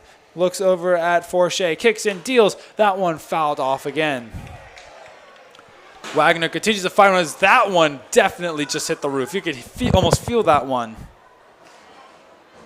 Oh, yeah, all the little kids always running around the stadium trying to catch a coveted foul ball. As we go back to the pitch here from Stanford. 2 strikes, 2 outs, top of the 9th. Cardinals ahead. A strike here could end the game. 1-2 count here for Stanford as he stares down Forche. The pitch here upstairs, 2-2. I think if he ends up blocking Forche here with a tying run, then coming to the plate, I think you have to have a conversation with Stanford, try and calm him down, get that last out. Oh, yeah, at least because walking him could be absolutely critical for the Generals. I mean, putting 2 on the tying run at the plate in the top of the 9th as we have a foul ball and the runner goes. So we will have another pitch. Nothing will happen. But like I was saying, walking here could be absolutely critical for the Generals putting the tying run at the plate. It looks like it will be. Let me get my. Lamar's in the on-deck circle right now. Lamar is hitting 400 on the season and has not hit a home run, but has 5 RBIs and could be. That one a very liner. lethal. Burwash got it. The throw to first is in there, and that he dropped it. No, he dropped the ball. That will not be the ball game. I thought it was. I was ready to celebrate, but no, the inning continues off of an error by Ruff. That was a great throw by Burwash, and Ruff just dropped it. That one's got to hurt there. Now batting, number 44, Anthony. A hush is kind of falling over this crowd as the things are getting a little nerve-wracking here in Bing Crosby Stadium as the tying run comes to the plate. They worked so hard to crawl back into this comeback, and they could blow it here with a home run. I told you don't jinx it in the 8th inning. I told you. I'm just saying. Hey, it's not over yet. Stanford now facing against Anthony Lamar. First pitch in there for a ball. Lamar tonight, he's 2 for 2. Excuse me, not 2 for 2, 2 for 4. 2 singles, 2 strikeouts. First pitch in there for a ball. It'll be 1-0. Runners on the corners right now here for Waynesboro. That one upstairs as well. I think we very well could be seeing a mound visit here on Stanford very soon. Here comes Coach Clint Marsh. Yeah, and here comes the entire team. Do you think this will be a meeting, or do you think we're going to see the end of Stanford right here? I don't know. I don't see much happening in the Cardinals bullpen. I think it's a little late with 2 outs to change the pitcher, especially when no runs have scored yet. I think you got to just let him go, but you got to talk to him and be like, this is what we need you to do right now. We need you to get this out. We need this to be over. Don't make me pull you. I don't want to. Yeah, as the meeting's quickly over, like you mentioned, I didn't think he was going to be pulled either, but just trying to calm him down, get him under control. 2-0 the count right now on Lamar. Do not want to walk him and load the bases for Stroh. Stroh in the on-deck circle, 0 for 3 tonight. Got walked in the 3rd, but got stranded. But first, it's Lamar. Lamar is also one of the best bats in the league.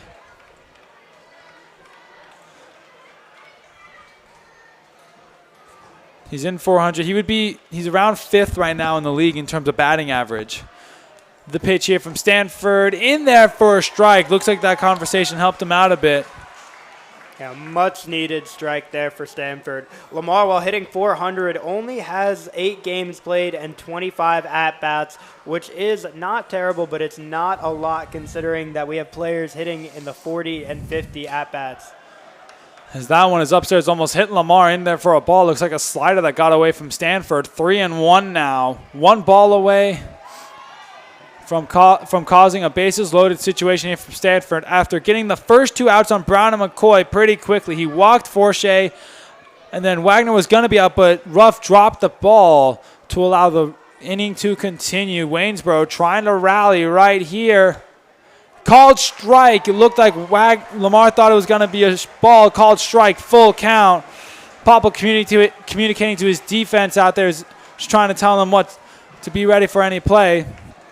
You have Forshey over at third. You have Wagner over at first. Full count here. Crowd is buzzing as we wait to see his pitch. Critical pitch here from Carter Stanford. The payoff pitch is upstairs for a ball, and the inning will continue. Not what you want at all for Stanford. Now, not only is the tying run on base, but the winning run is up to bat at the plate. I don't see any movement in the bullpen or in the dugout for the Cardinals. But Strom comes up in a could-be game-winning situation if he is able to get a big hit here. Yeah, as the game-winning run comes up to the plate here for the Generals. Bases loaded. You have Forshey over at third, Wagner at second, Lamar at first. Stanford really struggling right now. Needs to get this last out to end things. That one lined into right field. Willis is not able to get there. It's off the wall. 1 run scores, 2 run scores, and Lamar is going to have to be held up at third. So Lamar gets the third. Wagner's able to score. Forshey able to score. Stroh gets the first, and that's his first hit, and all of a sudden, it's 6-7. And Waynesboro is now on the attack. And Clint Marsh staying in the dugout right now. Not going to pull out Stanford just yet. Things getting scary here for Front Royal as it's now down to a 1-run game. Yeah, Stanford's ERA has just jumped a little bit, giving up 2 runs in this top of the 9th inning. Got a quick 2 outs and has just not been on his game since, giving up bases loaded and a huge double over Willis into that right field off the wall. Now it'll be Riley Frost. The tying run just 90 feet away. Stanford needs to keep it all at the plate. Get this last out, and that one way inside. Frost tonight is 1 for 3 with a single and a walk. Still no movement in the bullpen right now, but you can see some of the managers talking in Front Royal, trying to see what to do. The on-deck circle is Ramirez. Runners on the corners here for Frost. Can Stanford finish it off here? That one's in there for a strike. A much-needed strike there. Good pitch by Stanford. Needs 2 more or any ball that is caught or a force out at first or second to end the game here. Any out will do it. You just need to get the out to end this inning. Any hit keeps things going. It looked like Amaro was going to try and steal home, knowing that he needs to get home. Big swing and a miss there, though, by Frost. We've seen this situation a lot, having 2 strikes, just have not been able to find that 3rd strike to end this game. Yeah, I mean, not trying to say anything, but there was 2 strikes on 2 outs on the board when Brantley Willis hit that huge 3-run home run to take the lead the first time. So Stanford's job not done quite yet. Still needs 1 more pitch. With both runners going. That one upstairs, and they're going to let the runner get to second successfully. Stroh now in scoring position. And he's the game. He will give the Generals the lead if he's able to score. Yeah, Lamar will tie it. Stroh will win it for Waynesboro. At least give them the lead and force a bottom of the 9th. 2-2 the count here for Stanford here against Frost. Trying to end things right here. That one, a chopper right at camp. He's able to control it. Throw to first is in there, and that is the game. And that is the final score. Front Royal able to hold on and win this one 7-6 over the Waynesboro Generals. Caleb, what were your thoughts on that game for both sides? Ooh, I could barely breathe in the 9th inning there. That one was close. Like I said, a big outing for hitters. 2 runs in the top of the 9th, 4 in the first 2 innings from the Rebels. The Cardinals runs all over, 1st, 2nd, 4th, 6th inning, and I am very surprised with how good of pitching I saw at the end of that game. The Cardinals went multiple innings, giving up 0 runs and even 0 batters on the bases, and I thought it was a great ball game, a close ball game, and a 7-6 win for the Cardinals. Yeah, absolutely. Waynesboro, they jumped out to a 4-1 lead after 2 innings, making it look easy to that point in time. And then after that point, it was just all Front Royal until that 9th inning. You can look at the scoreboard right here. You can see after 2 innings, it was only 4-2, and then it was all Front Royal. Then it got a little bit scary in that 9th inning, but Cardinals were able to just barely hold on. The winning pitcher tonight is P.J. Craig, going 3 innings and getting 6 strikeouts in 3 innings. An absolute great outing there by P.J. Craig, with Carter Stanford barely being able to hold on to that save. The loss tonight is going to go to Benito Valles. He gave up that 3-run bomb by Brantley Willis. Who were your players of the games here from both sides? I think that we saw a great outing from Eli Burwash, our all-star, but I think my player of the game has to go to Brantley Willis. Coming out, hasn't played a lot, but that 3-run home run to win the game has to be my play of the game, has to be my player of the game. But, of course, a big shout-out to Eli Burwash, Brody Popple, and Daniel Stevens for having great outings at the plate and defensively. Yeah, and I think for the Generals, the guys you have to really tip your caps to.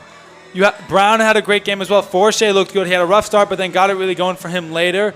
And then I think Frost is also a guy that had a great outing for them as well. They had some big bats going. The final stats for both teams, the Generals are able to end with 6 runs off of 9 hits and left 10 on base.